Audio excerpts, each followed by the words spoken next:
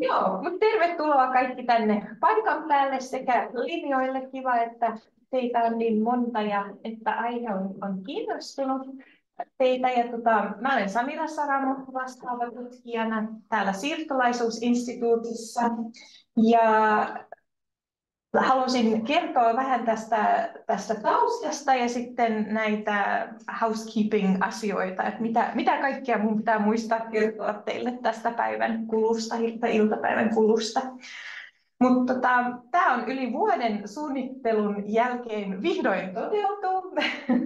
Ja tämän seminaarin on järjestänyt Suomalaiset seniorit maailmalla työryhmä, joka on yhteistyö meidän siirtolaisuusinstituutin sekä Suomi-seuran, kirkkohallituksen ja Suomen merimieskirkon kanssa. Ja tässä ryhmässä me ollaan yhdessä pohdittu, miten ulkosuomalaisien senioreiden tarpeita voidaan paremmin palvella Suomesta ja ulkomaillakin. Ja tästä tietysti tulette kuulemaan paljon enemmänkin, varsinkin tässä toisessa osassa tätä meidän ohjelmaa. Mutta jo heti aluksi haluan kiittää teitä työryhmän kollegoitani Jenni Orpanu, Riikka Porkola ja Mari Killonen. On ollut tosi kiva tehdä tätä yhteistyötä teidän kanssa. Ja myös haluan kiittää Siirtolaisuusinstituutin kollegoitani, ketkä ovat Mä en puhunut suomea niin kuukauden. Tosi vaikea saada näitä sanoja, mutta on tehnyt tästä tapahtuman ihan oikean tällaisen, että ensinnäkin Tuija Liivatainen, Katri Kanervo, Mika Orjala, Merja Skafferi-Multala ja meidän harjoittelijoita Venla Nieminen ja Kasella Armassalo sekä täällä on tänään myös Suomi-seuran harjoittelija Lotta Nieminen. Niin kiitos teille kaikille, että meillä on tämä hieno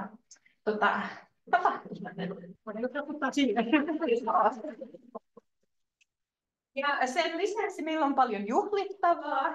Sekin, että vuoden jälkeen on tämä tapahtuma, mutta myös, että tämä tilaisuus on osa Siirtolaisuusinstituutin 50-vuotisjuhlavuoden ohjelmaa. Ja tänään sattuu olemaan Suomi-seuran 97. syntymäpäivä. Ja sitten vielä, kun on niin monta juhlan syitä tässä, niin myös opetus- ja kulttuuriministeriö on nimennyt tämän vuoden sivistyksen teemavuodeksi. Ja tämä tapahtuma on osana virallista ohjelmaa ja varsinkin osana monimuotoisuus, yhdenvertaisuus ja uussuomalaisuus teemaa. Ja siihen nyt liittyy vähän tällaisia käytännön asioitakin.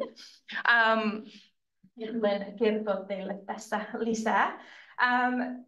Nämä sivistyksen teemavuoden tapahtumat, kuten meidän muutkin tapahtumat, on yhdenvertaisuuden ja turvallisen tilan periaatteen pohjautuvia.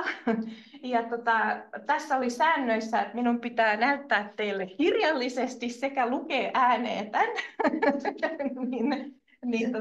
Sen nyt tässä. Niin kaikilla on oikeus osallistua sivistyksen teemavuoden 2024 tapahtumiin yhdenvertaisesti ilman sukupuoleen, ikään, etniseen alkuperään, uskontoon tai vakaumukseen, poliittiseen tai muuhun mielipiteeseen, yhteiskunnalliseen alkuperään, terveydentilaan, vammaisuuteen, seksuaaliseen suuntautumiseen tai muuhun tekijään perustuvaa erotusta. Jokaiselle osallistujalla on oikeus tuntea olonsa turvalliseksi sivistyksen teemavuoden tapahtumisessa ilman pelkoa syrjinnästä, häirinnästä, seksuaalisesta, fyysisestä tai sanallisesta ahdistelusta. Ja tähän liittyen meillä on sääntöjä.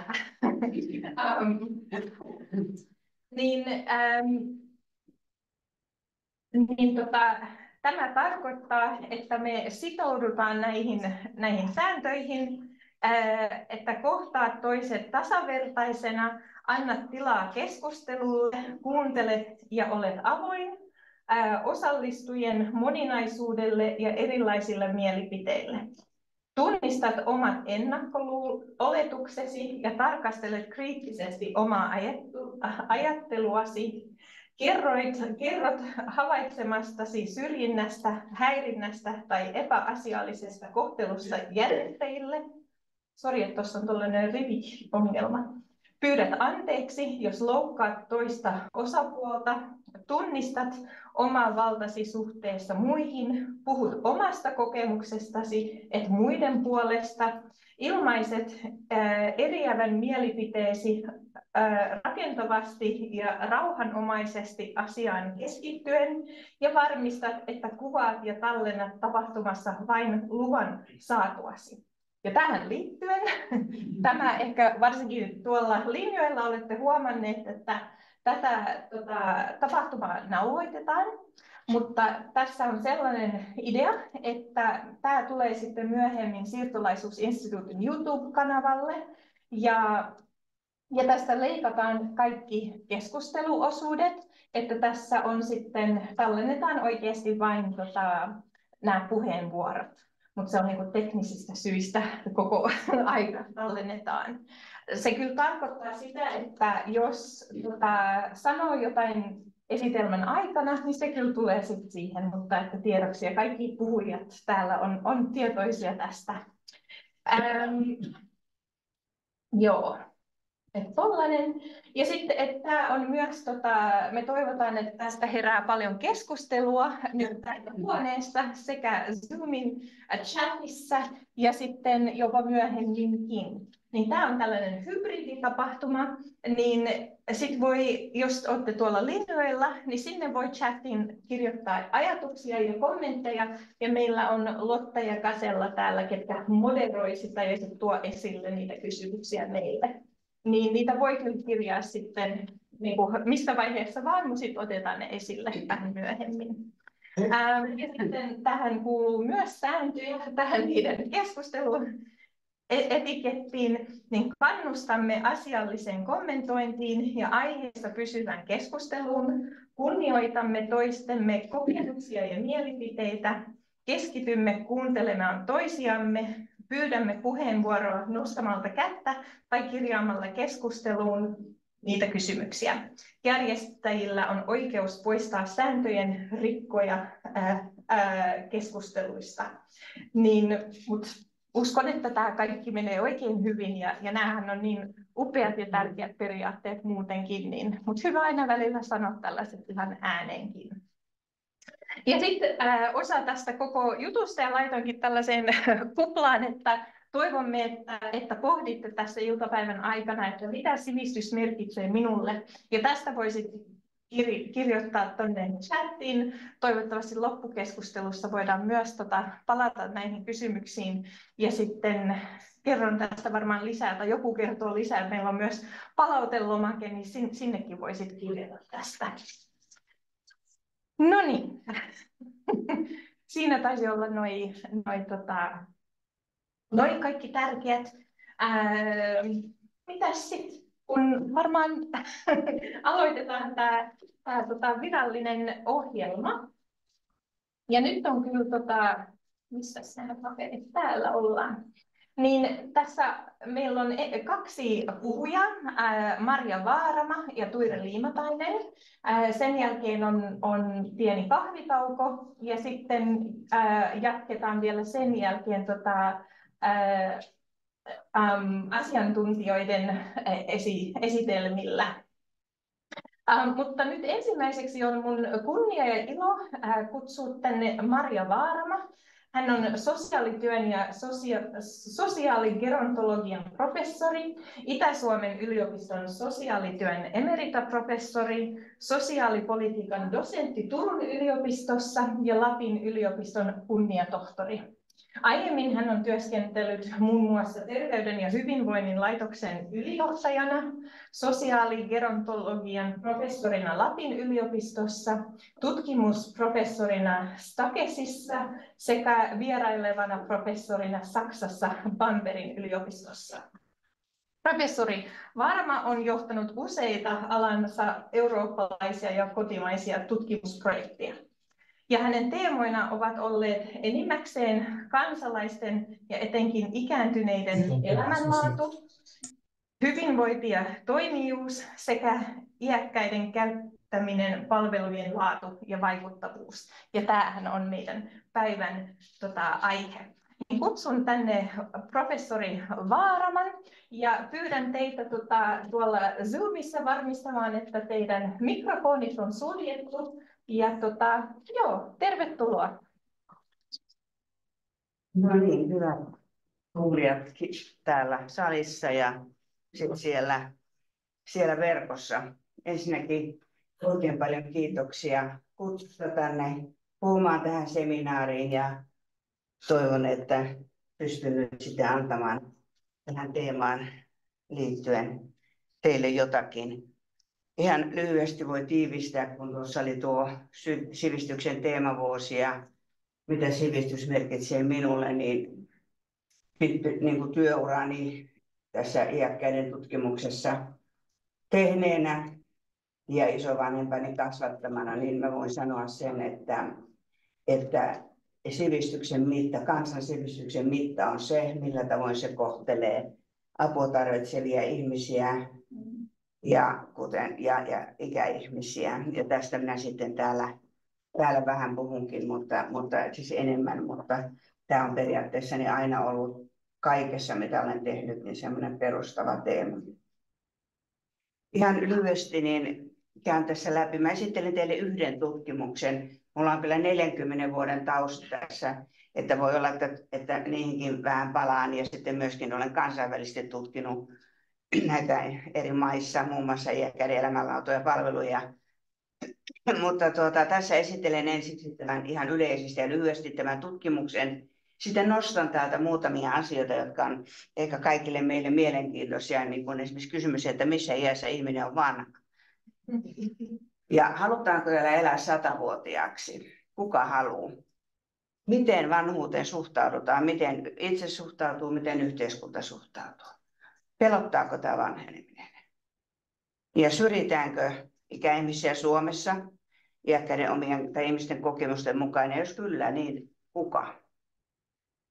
Sitten tämmöinen kysymys, että miten voisi varautua omaan vanhuuteen. Ja tämä on varmaan sitten aika lailla niin kuin kansainvälinenkin asia, että oma varautuminen on aina tärkeää. Ja sitten vielä muutama asia, että mistä on hyvä vanhuus rakennettu ihmisten mielestä ja tähän vastanneiden mielestä. Niin tässä oli tämmöinen, tämä kysely, mitä minulla oli ilo analysoida, niin oli Vanhustyön keskusliiton tällainen kansalaiskysely, joka tavoitti edustavan vastaajajoukon. Tämä aineisto kerättiin tammi-maaliskuussa 2022 ja kohderyhmänä oli 16 vuotta täyttänyt väestö. Tämä on aivan ainutlaatuista, että 16–97 vuotta oli tämä niin kuin, ikähaarukka haitari tässä niin kuin, tutkimuksessa ja aineistossa, eli 81 vuotta. Ja tällaisia ei minun tietääkseni ole olemassa kovinkaan paljon. Tässä oli internetpaneeli ja sitten toisina 85 vuotta täyttäneille oli puhelinhaastattelu. Ja nyt tietysti olisi mielenkiintoista tietää, mitä ne mielipiteet tänä vuonna ovat. Ja mä en ole nyt ihan varma, onko siitä tehty uusi kysely. Tarkoitus ainakin oli, mutta nämä järjestöjen leikkaukset on ehkä niin kuin vaikuttaneet tähän, mutta aivan kohta siitä varmasti kuulen. Vastaajia oli yli 2000 ja saatiin sitten kaikki vastasi hyvin ahkerasti ikäihmiset, 85 vuotta täyttäneet, 97 vuotta täyttäneet vastasivat aktiivisesti tähän 34 kysymystä sisältäneeseen lomakkeeseen ja avoimiin kysymyksiin saatiin noin 6000 vastausta. Ja tämä on tietysti niin kuin, tämä oli työläs asia käydä läpi, mutta melkoinen aineisto ja siinä on paljon asioita, mitä voisi vielä tutkia.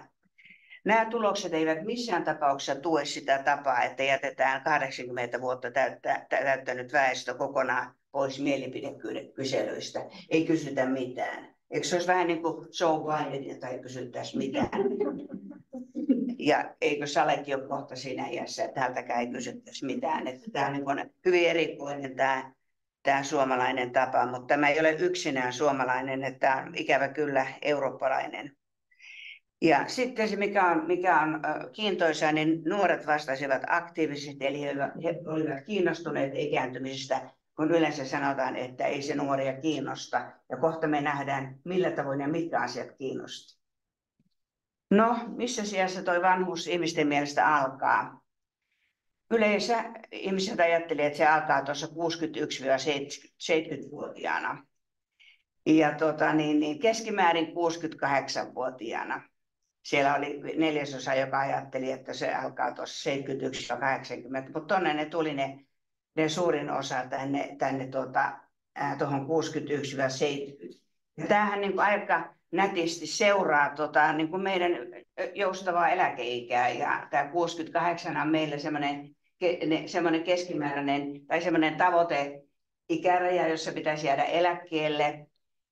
Niin siinä mielessä niin nämä vaikuttaa ihmisten mielipiteisiin, minkälaiset nämä meidän sosiaaliset järjestelmät on. Ja sitten tässähän on niin tämmöisiä mielenkiintoisia asioita, kun että Suomessa kaikki 65 vuotta täyttäneet, esimerkiksi minä olen vanhus, mutta samalla mä olen työvoimaan kuuluva, koska toisissa tilastoissa, työvoimatilastoissa taas 15-74-vuotiaat on kaikki työvoimaa. Ja mä odotan nyt sitä aikaa, jolloin tämä niin kuin todellakin toteutuu niin, että eläkeikää nostetaan. Siitähän on nyt puhetta ja se on noussutkin. Keskimäärin nyt jäädään 63-vuotiaana eläkkeelle, mutta tuossa on mukana työkyvyttömyyseläkkeet, että jos sitä puhdistetaan työkyvyttömyyseläkkeet pois, eli ihmiset, jotka eivät pysty tekemään töitä, niin silloin voi ajatella, että tuo on saattanut nousta tuonne lähemmäs 64. No mitä sitten tutkimus sanoo? Uusin tutkimus, gerontologinen tutkimus, eli vanhusten vanhenemisen tutkimus, niin se on todennut, että vanhuus alkaa nykyään noin 80-85 vuoden iässä. Ja paljon riippuu siitä, mitä on itse sitä ennen tehnyt, ja toisaalta siitä, minkälainen se on se ympäristö. Ensinnäkin se koti ja sitten se asuinympäristö. Ja tämä uusi tutkimus, tämä professori Taina Rantanen Jyväskylän yliopistossa on tätä aika paljon, hänen tutkimuksiinsa ja ryhmänsä tutkimuksiin tämä perustuu, niin 65-79-vuotiaat ovatkin myöhäiskeski-ikäisiä. Että saa nyt sitten nähdä, että minkä nimityksen yhteenvälihän tämä vanhuussana oli meillä pannassa, että se ei saanut sanoa. Puhuttiin senioreista ja ikääntyneistä ja ikääntyvistä ja mun mielestä se nyt jokainen voi käyttää mitä haluaa, kunhan ei sekoita ikääntynyttä ja ikääntyvää toisiinsa, koska ikääntymään me aletaan heti jo siellä kohdussa ja syntymästä lähtien. Eli tämä yhteiskunnallinen vanhuuden määritelmä, eli se määritelmä, milloin ihmisille katsotaan, että alkaa se Suomessa vanhuuseläkeoikeus, niin se on 65 vuotta ja se on peräisin 83 vuoden takaisesta kansaneläkelaisesta. Suomi seurasi silloin muuta Eurooppaa. Ja eiköhän tämä kuitenkin ollut Bismarckin Saksassakin jo tämä 65 vuotta se vanhuuden. Mutta silloin ajateltiin, että noin 2% väestöstä, se oli 60-70 vuotta ja ajateltiin, että 2% väestöstä sen täyttäisi. Tänä päivänä se sitten olisi lähinnä tuo 90 vuotta sitten, jos ajateltaisiin, että pidentynyttä elinikää. Mutta hyvä pohdinnan asia on se, että onko tämä edelleen kurantti tämä asianmukainen tämä 65 vuoden määritelmä. No sitten kuka haluaa olla 100-vuotiaaksi, ja tässä niin kuin nuorimmat, ja nehän halusi kaikista 25 16-25-vuotiaasta vastaajasta halusi elää 100-vuotiaaksi, ja heillehän vanhuus on tietysti tuolla jossakin. Ja sitten, mutta katsokaa, että 30% yli näistä 85 vuotta täyttäneistä, jotka elivät sitä omaa vanhuutta, niin joka kolmas heistä halusi vielä elää 100-vuotiaaksi. Ja sitten aika paljon oli ehkä vastausta, että kukapa tässä nyt sillä lailla niin kuin elinikänsä osaisi sanoa, kuka teistä osaa sanoa, että haluaako elää 100-vuotiaaksi? Kuinka moni haluaa täällä elää 100-vuotiaaksi? Ei kukaan. Niin. Mutta meillä niin kuin kaikista nopeimmin kasvava ryhmä ikääntyneissä on 90 vuotta täyttäneiden ryhmä. Ja näitä 100-vuotiaitakin meillä on enemmän ja enemmän. No, katsotaan sitten, kysyttiin, että no mitenkäs vanhuuteen suhtaudutaan, että suhtautuuko miten itse ja miten yhteiskunta, niin oma suhtautuminen vanhuuteen oli yleensä myönteinen, mutta sitten yhteiskunnan nähtiin suhtautuvan kielteisesti. Ja tässä tuli aika paljon sitä kestävyysvajepuhetta ja sitä, että viimeinen myyntipäivä mennyt puhetta. Eli jos katsotaan tässä nyt tätä, niin oma suhtautuminen omaan vanhenemiseen, niin 2/5 koki sen myönteisenä asiana sen vanhenemisen, mutta koki sitten runsas 1/4 ainoastaan katsoi, että yhteiskunta suhtautuu myönteisesti. 15% eli runsas joka 10, niin ei tykännyt sieltä omasta vanhenemisestaan, mutta sitten yli 2/5 katsotaan, että yhteiskunta suhtautuu kielteisesti. Ja sitten, että valtaosa, että kasvava osa on tätä mieltä, että no ei se nyt ole sen kummempaa, että se on vähän niin, se on sama kuin muutkin iät. Ja sitten tuommoinen runsas 1/4 katsoi, että yhteiskunta ajattelisi, että se on niin kuin muutkin iät.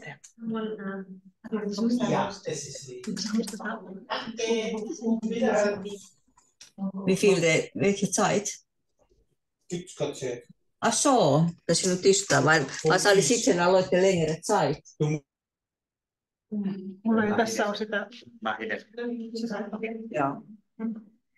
No, 85 vuotta täyttäneet, eli ihmiset, jotka elivät omaa vanhuuttaan, niin olivat myönteisimpiä. Eli tästä voi päätellä, että suomalaiset vanhukset ne ajattelee, että ei tämä vanhuus nyt niin hassumpi elämänvaihe ole. Ja sitten näillä nuorilla aikuisilla ja sitten näillä keski-ikäisillä se oli kielteisin. Ja siellä voi olla takana se, että omat vanhemmat alkaa siinä vaiheessa olla, jos on myöhään saatu lapsia perheeseen, niin omat vanhemmat alkaa olla siinä, niin kuin, niiden kunto alkaa heiketä. Ja täällähän on se omaishoito ja työstä jääminen ja kaikki eläköityminen ja monta eri asiaa on sitten täällä siihen kielteisyyteen vaikuttamassa. Mutta tämä rahan puute ja heikko elämänlaatu, niin ne lisäsi kielteistä suhtautumista. No kuka sitä nyt niin onnellinen olisi, jos ei ole rahaa eikä ja muutenkin tuntuu elämä kurjalta. Yhteiskunnan suhtautumiseen, niin nämä kaikista nuorimmat ajattelivat optimistisesti, että yhteiskunta suhtautuu, se on ihan myönteistä. Ja niin ajattelivat myös nämä nykypäivän ikääntyneet, nämä vanhukset. Ja sitten taas 56-85 niin oli kielteisin. Ja siellä taustalla voi olla nyt monia syitä. Osa nuorempi porukka on just eläkkeelle jäämässä ja tuo 85 vuotta täyttänyt, niin jos siinä vaiheessa on asiat huonosti, niin ei tuskin ne enää hirveästi siitä paranee. Ja naiset, tämä on muissakin tutkimuksissa mulla on tullut tämä, että naiset suhtautuu kielteisemmin, näkee yhteiskunnan suhtautuvan kielteisemmin kuin miehet. Ja siinä ei kyllä rahatilanne juuri erotellut, mutta että siinä tietysti tulee monenlaista tällaista, niin kuin, että nuoruutta ihanoiva yhteiskunta esimerkiksi. Mutta kun mä vertaan tätä tuohon periaatteessa, niin tähän 98 vanhusbarometriin, voi olla, että mä olen kyllä verrannut tätä myöskin siihen 89 vanhusbarometriin, niin tämä normaalina pitäminen on lisääntynyt. Eli yhä enemmän vanhus nähdään normaalina aikana. Eli se on hyvää kehitystä ja näinhän sen pitäisi mennäkin. No sitten vanhuus siis koettiin turvalliseksi. Suomalaiset kokee, että vanhuus on ihan turvallinen vaihe, niin kuin tuosta näkyy noista pylväistä, mutta sitten täällä oli niin kuin että joka kolmas sitä pelkäsi. Mutta valtaosasta tuntui, että se on se on erittäin turvallista tai melko turvallista. Ja sitten tässä oli sellainen tavallinen 30%, joka oli sitä mieltä, että ei se nyt ole sen turvallisempaa kuin turvattomampaakaan, mikään muukaan elämänvaihe. No keitä sitten pelotti? Ja tämä näkyy aika monessa muussakin mun tutkimuksessa. Eli naisia, naimattomia, avoliitossa olevia, eronneita. He pelkäsivät eniten. Eli he olivat tämmöisessä niin kuin joko yksinäisiä tai sitten tämmöisessä epästabiilissa tilanteessa, niin he ajattelivat, että se vanheneminen sitten ja vanhuus on sitten pelottava vaihe. Kaikista vähiten pelkäsivät nämä 85 vuotta täyttäneet, eli jo vanhuutta elävät. Ei se heitä pelottanut, että tässä vanhana ollaan.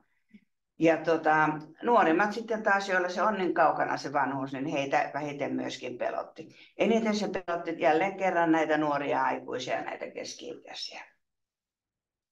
Sitten kun oli parempi koulutus, niin se lisäsi sitä turvallisuuden tunnetta, että ei pelottanut. Ja mitä heikompi ammattiasema, niin sitä enemmän pelkoa. Ja rahan puute ja huono elämänlaatu lisäisivät pelkoa. Eli jos on työiässä tai nuorena niin kun rahat puutetta ja heikko elämänlaatu, niin ei sitä nyt varmaan ajattele, että se nyt sitten vanhuudessa niin ihan hirveästi paranisi.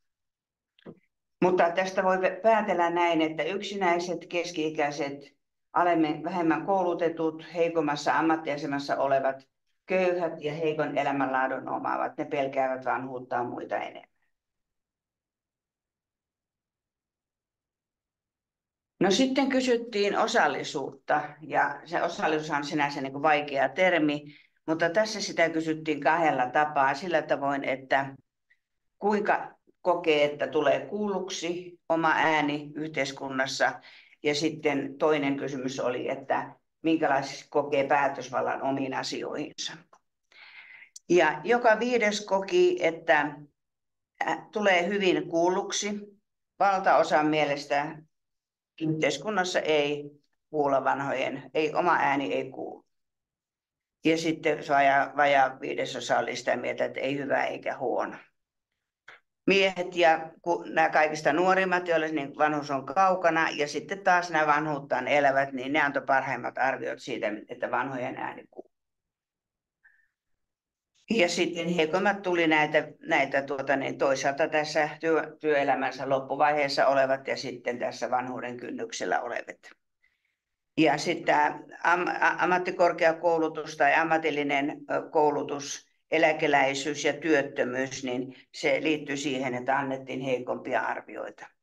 Ja sitten taas yliopistokoulutettuja työssä käyviä, niin niitä tunnuttiin kuulevan paremmin.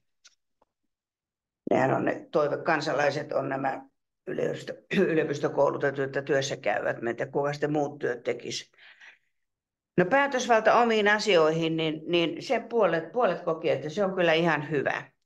Joka kolmas koki, että huono, ja vajaa viidesosa taas, että ei ole hyvä eikä huono. Miehet kokivat sen oman päätösvaltansa asioihin useimmiten hyväksi. Ja kun oli täyttänyt 66 vuotta, niin ne hyvät arviot alkoi lisääntyä, että tuli sellainen varmuus, että kyllä minä voin päättää asioistani. Ja sitten 85 vuotta täyttäneet oli eniten ja vahvimmin sitä mieltä, että kyllä voin päättää. Ja mä en tiedä, mitä tästä niin kuin voi muuta päätellä tässä, kun ei tarkempia, ei mitään monimuotoanalyysiä tehnyt, että muuta kuin, että itse saa yleisimmin päättää omista asioistaan vanhana, vaikka kaikkiaan yhteiskunnassa iäkkäitä kuullaan huonosti. Ja joissakin tutkimuksissa on tullut kyllä esiin se, että meillä alkaa olla sellaista jakoa kahteen, että meillä on nämä itsenäiset ja ei-yhteiskunnan avusta riippuvaiset ikäihmiset, jotka elävät vapaasti vanhuuttaan ja nauttivat siitä. Ja sitten taas on nämä toisten apua tarvitsevat ja pienituloiset ja jotka sitten taas ovat huonommassa asemassa. Erityisesti jos tarvitset yhteiskunnan palveluja enemmän, niin silloin ollaan ongelmissa. No sitten kysyttiin sitä, niin kuin jokuhan sanoi, että syrjintä on osallisuuden kääntöpuoli, siitä on paljon keskustelua eikä siihen kannata nyt mennä, mutta kysyttiin, että miten kokee, onko Suomessa ikäsyrjintää. Ja tämä on niin mielenkiintoinen ja tähän mä törmäsin jo. Ja mulla on väärinpäin kyllä nämä luvut, pitäisi olla kyllä niin kuin 89. Niin onko Suomessa ikäsyrjintää? Kysyttiin, että näkeekö, että yhteiskunnassa on. Ja näettekö, melkein puolet näki, että on kyllä yhteiskunnassa on ikäsyrjintää. 3 mielestä ei ollut ja melkein 4 oli sitä mieltä, että ei osaa sanoa. Ja naiset näki tätä syrjintää miehiä useammin. Vähiten syrjintää kokivat jälleen nämä omaa vanhuuttaan elävät. Ja sitten taas nämä nuoret ei osannut sanoa, kun on kauhana se koko asia. Mutta sitten kun kysyttiin, että no, oletteko itse kokenut, niin sittenpä näkeekin, että nämä luvut on huomattavasti pienempiä. Vajaa 1/3 oli kyllä kokenut, mutta 2/3 ei. Eli tässä on niin kuin todella iso ero. Ja tämä on näissä yleensä, kun tämän kysyy näin, niin tämä näkyy aina. Se näkyy myöskin taloudesta. Kun näette, minkälaisia ongelmia ajattelee ikäihmisillä olevan, siellä tulee terveys ja toimintakyky ja talous ja asuminen ja kaikki. Sitten kun kysyy, että no mitä 60 vuotta täyttäneet, kun on kysynyt, no mitä itse olette kokenut, niin ei suunnilleen mitään. Tämä on, tämä on niin meidän asenne, että me ajatellaan näin. Ja sitten oma kokemus kuitenkin on. Eniten oli kokeneet nämä 16-35-vuotiaat ja tämä oli työelämäsyrjintää. Ja sitten sen eläkeiän ja sitten taas sen vanhuuden kynnyksellä olevat, kun ei saanut vielä palveluita ja toisaalta sitten ei saanut tietoa eläkkeestä ja näin edelleen. Ja työelämässä syrjittiin. Ja työelämä on Suomessa erittäin vahva syrjä. Ja vähiten taas syrjintää oli kokeneet nämä 85 vuotta täyttäneet, että kaikkien näiden mukaan niin se on todella niin kuin hyvä elämänvaihe, jos asut kotona ja olet niin hyvässä kunnossa, että pystyt vastaamaan tämmöiseen kysymykseen. Ja enemmän syrjivät työmarkkinat ja sitten terveyspalvelut ja etenkin sitten tämä digipuoli. Ja nythän niin kuin aika pitkälti Euroopan unionihan kannustaa kaikkia maita digitalisoimaan terveydenhuoltoaan ja palveluja, sosiaalipalveluja. Ja nythän meillä on siirrytty, Pirkanmaalla hiljattain tuli digiklinikoita ja meillä on tämä MAISA ollut Helsingissä ja kauan ja varmaan jokainen teistä niin on ollut. Vähän kameraa, että näyttää ne muille. Joo, kiitos. On ollut varmaan niin tämmöistä tekemistä tämän digin kanssa, niin aika paljonhan se on tietysti sukupolvikysymys ja koulutuskysymys, että ne, jotka on tottuneet käyttämään tietokoneita työelämässään ja digitalisaatioon, niin he tietysti niin pärjää paremmin kuin he, jotka jotka on toisenlaista työssä. No, minkälaista se sitten oli, niin oli niin kuin liian nuori johonkin töihin tai sitten oli liian vanha johonkin töihin ja jopa työvoimatoimistossa sanottiin, että ei sun kannalta työtä hakea, sä oot niin vanha jo. Sitten tämä kestävyysvajepuhe, joka Suomessa on aika vahvaa ja yleensäkin, mä en tiedä, onko se ei mun mielestä ole muualla Euroopassa niin vahva kuin meillä, niin se harmitti ihmisiä ja koettiin syrjivänä. Sitten naisia työpaikalla tytöteltiin tai sitten vanhempia naisia mummoteltiin ja yleensäkin vähäteltiin ja sitten tämä, että ei päässyt hoitoon, sai huonoa kohtelua. Joku viranomaiset oli ylimielisiä ja sitten mediakin koetti yksipuoliseksi. Että olihan se nyt aika pysäyttävää, että kun professori Taina Rantanen esimerkiksi esitti tutkimustuloksen, että 80 vuotta täyttäneet, 75 ja 80 vuotta täyttäneet voivat paremmin kuin koskaan aikaisemmin 30 vuotta sitten, niin se kuvituskuva oli Reino Tossut ja rollaattori. Meillä on mediahan on erittäin tärkeä siinä, että miten minkälaista asennetta yhteiskunnassa tuetaan. No sitten kysyttiin, että miten sinne aikaisempaan 89 vuoteen verrattuna, niin miten tämä nyt olisi muuttunut, niin poliitikot on olleet aina niin kuin ykkösenä iäkkäiden mielestä ja nyt myöskin nuorten, tähän koko väestön mielestä. Poliitikot syrjivät ihmisiä eniten. Sitten tuli sosiaalipalvelut, terveyspalvelut ja nämähän oli aikaisemmin tuolla ihan hännillä silloin 89, mutta nyt nämä palvelut oli nousseet tänne vahvojen syrjijöiden joukkoon. Työnantaja oli tuolla niin kuin, 4. ja sitten siellä oli Kela, media, liikennevälineet ja sitten erilaiset yksityiset toimijat. Ja vanhat ihmiset oli kokeneet niin kuin esimerkiksi kaupoissa syrjintää.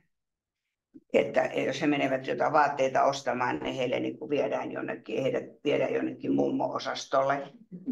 Tai sitten heidät, jos he niin kuin menevät liikennevälineisiin, niin heitä katsotaan, tai tämäkin oli harrastuksiin, niin heitä katsotaan pitkään ja sanotaan, että mitä sä täällä teet. No sitten tästä iäkkäisiin liittyvistä asenteista, niin ei tarvitse näitä numeroita katsoa, katsokaa näitä vihreitä. Täällä ihmiset olivat samaa mieltä siitä, että olivat huolissaan iäkkäiden yksinäisyydestä, ja sitten he olivat sitä mieltä, että iäkkäiden ihmisten kokemusta ja viisautta on tärkeää kuulla. Sitten tähän, että onko nuoret ihmiset yleensä avuliaita iäkkäitä ihmisiä kohtaan, niin sitä mieltä olivat kaikista eniten nämä kaikista vanhimmat. Ja sitten huolta kannettiin eniten siitä, että tätä sukupolvien välisestä niin kuin yhteydestä ja sitten tästä, että saako iäkkäät ihmiset ne palvelut, jotka he tarvitsevat. No sitten kysyttiin, että miten tuohon vanhuuseen pitäisi sitä varautua, niin ykkösenä oli omasta fyysisestä kunnosta huolehtiminen, että pitää itsensä kunnossa. Sitten, että ajoissa katsoo sopivan asumispaikan, että se asunto on riittävän lähellä palveluita. Sosiaalista suhteista huolehtimista pidettiin tärkeänä ja se on todellakin tärkeää ja siitä ei voi kukaan viranomainen huolehtia, vaan itse. Sitten asunnon tästä niin kuin esteettömyydestä, siitä huolehtiminen, huomion kiinnittäminen ravitsemukseen, hoitotahdon tekeminen. Meillähän voi tehdä hoitotahdon netissä ihan sinne siellä kohtasille. Sitten erilaiset taloudelliset toimet, kuten että säästää vanhuuttaan varten. Mutta sitten tämä edunvalvontavaltuutuksen tekeminen sai hyvin pientä tai vähiten kannatusta, vaikka sen tekeminen varmasti on tärkeää kaikille ja jo nuorempanakin. Jos sitten vetää tästä yhteen, että minkälaisia ongelmia suomalaisilla vanhuksilla on, tai suomalaisilla, tässä ei ole pelkästään vanhuksia, vaan ikäihmisiä, niin siellähän on rahat ei riitä, palveluista on pulaa ja sitten kolmas on pelkää vanhuutta. Eli tässä sitten tietysti vastauksena on paremmat tulot ihmisille ja paremmat asuinolot. Ja etenkin yksinäiset ja pienituloiset koki ongelmia tuossa palvelujen saannissa. Sitten tämän sosiaalisen osallisuuden osalta siellä on aika paljon tehtävää, koska ajatellaan, että ikäihmiset ei kykene enää ja on semmoinen niin kuin viimeinen myyntipäivä mennyt leima, semmoinen, että eivät osaa eikä pysty. Ja tämä on niin kuin tosi vanhentunutta ajattelua ja sitten tämmöistä puolesta päättämistä. Ja sitten se, että meillä kulttuuri- ja harrastusmahdollisuudet on kalliita. Eli mä kyllä olen nähnyt monessa tutkimuksessa, miten se menee, että se laskee heti 80 täytettyä suunnilleen jo senkin takia, että eläkkeet on pienet. Naisilla varsinkin. Sitten tämän sosiaalisen valtaistumisen osalta niin ei tiedetä, että tämä tiedon jakaminen esimerkiksi kulttuuripalveluista ja palvelutarjonnasta, se on hyvin tärkeää. Mahdollisuudet elinikäiseen oppimiseen ja sivistykseen, onko niitä tarjolla? Suomalainen kirjastolaitos esimerkiksi on ollut tässä aivan esimerkillinen. Sitten tämä iäkkäiden digitaidoissa, niillä on ongelmia. Niistähän nyt järjestetäänkin kursseja. Ja sitten niin iäkkäidenkin on hyvä itse tiedostaa, tai jokaisen meistä, että tietämätöntä syrjitään. Tieto on valtaa, että sitä pitää hankkia. Ja vastaajat näki sen, että silloin yhteiskunta on hyvä ja ehyt, kun yhteiskunta ei syrji iäkkäitä. Ja vanhoja ei nähdä rasitteena, vaan nähdään heidät voimavarana. Ja jos ajatellaan tätä hyvän vanhuuden osatekijöitä, joita tässä nyt on suomalaisten mielestä, niin ensinnäkin se on sopiva asunto ja mieluiten kotona. Haluttiin monimuotoisuutta asumiseen, riittävä eläke, jotta ei kaikessa tarvitse säästää. Terveyspalveluja saisi riittävästi. Nythän meillä ollaan siirtymässä pitkälti tähän omalääkärijärjestelmään, joka vastaa siihen ongelmaan, joka iäkkäillä Suomessa on ehkä suurin, on se, että on se jatkuvuuden puute.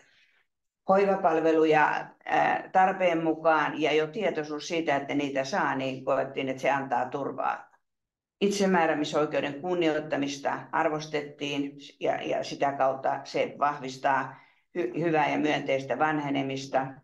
Perhe ja ystävät, kulttuuri ja harrastukset tärkeitä. Lisää tietoa ja oppimisen tukea teki näissä digitaidoissa.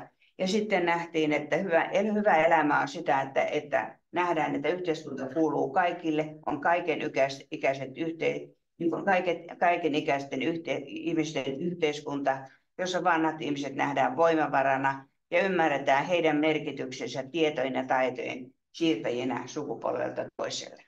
Eli meillä on itse asiassa joka ikisellä tehtävä tässä niin kuin tämän hyvän vanhenemisen edellytysten luomisessa, että joka ikinen omalla käyttäytymisellään, jokainen järjestö ja sitten yhteiskuntaan vaikuttaminen niin, että nämä vanhentuneet ja romuttuneet, pölyttyneet asenteet saadaan pois.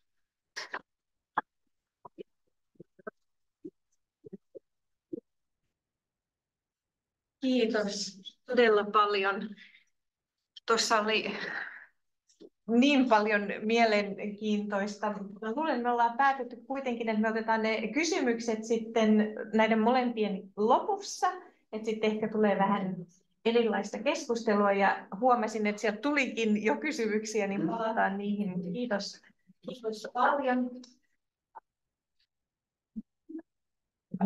Okei, joo, kiitos. Okei, nyt tässä vaiheessa te voitte vaikka kirjata tuonne chattiin tai sitten naapurille tässä sanotaan, että mikä yllätti tässä sillä aikaa, kun mä laitan Tuiren esitelmän. Niin teillä on 1 minuutti keskusteluaikaa tässä parin työskentelyyn. No niin, nyt pyydän teidät takaisin tänne päin. Hyvä. Paljon kuulin vaikka mitä ja sitten tuli ehkä chattiinkin, että joo, hyvä, kiitos Pihla. Katsotaan noitakin sitten myöhemmin. Seuraavaksi on meidän toinen puhuja tässä. Toire Liimatainen on erikoistutkija täällä Siirtolaisuusinstituutissa. Hänen tutkimus- ja erityisosaaminen liittyy laajasti etnisyyteen, kuulumiseen ja identiteetteihin liittyviin teemoihin sekä niiden ilmenemiseen ja muuttumiseen digitaalisella aikakaudella. Ja näihin aiheisiin käännytäänkin nyt. Toire on tutkinut ruotsin suomalaisuuden merkitysten rakentumista sosiaalisen median kampanjoissa ja aktivismissa sekä digitalisaation vaikutuksia ulkosuomalaisuuteen. Tuirella on nykyinen hanke täällä Siirtolaisuusinstituutissa ulkosuomalaisten digitaaliset diasporat, identiteetti, kuuluminen ja kansakuntaisuus verkottuneessa ajassa, jota rahoittaa Koneen säätiö. Niin tervetuloa Ture. Kiitos.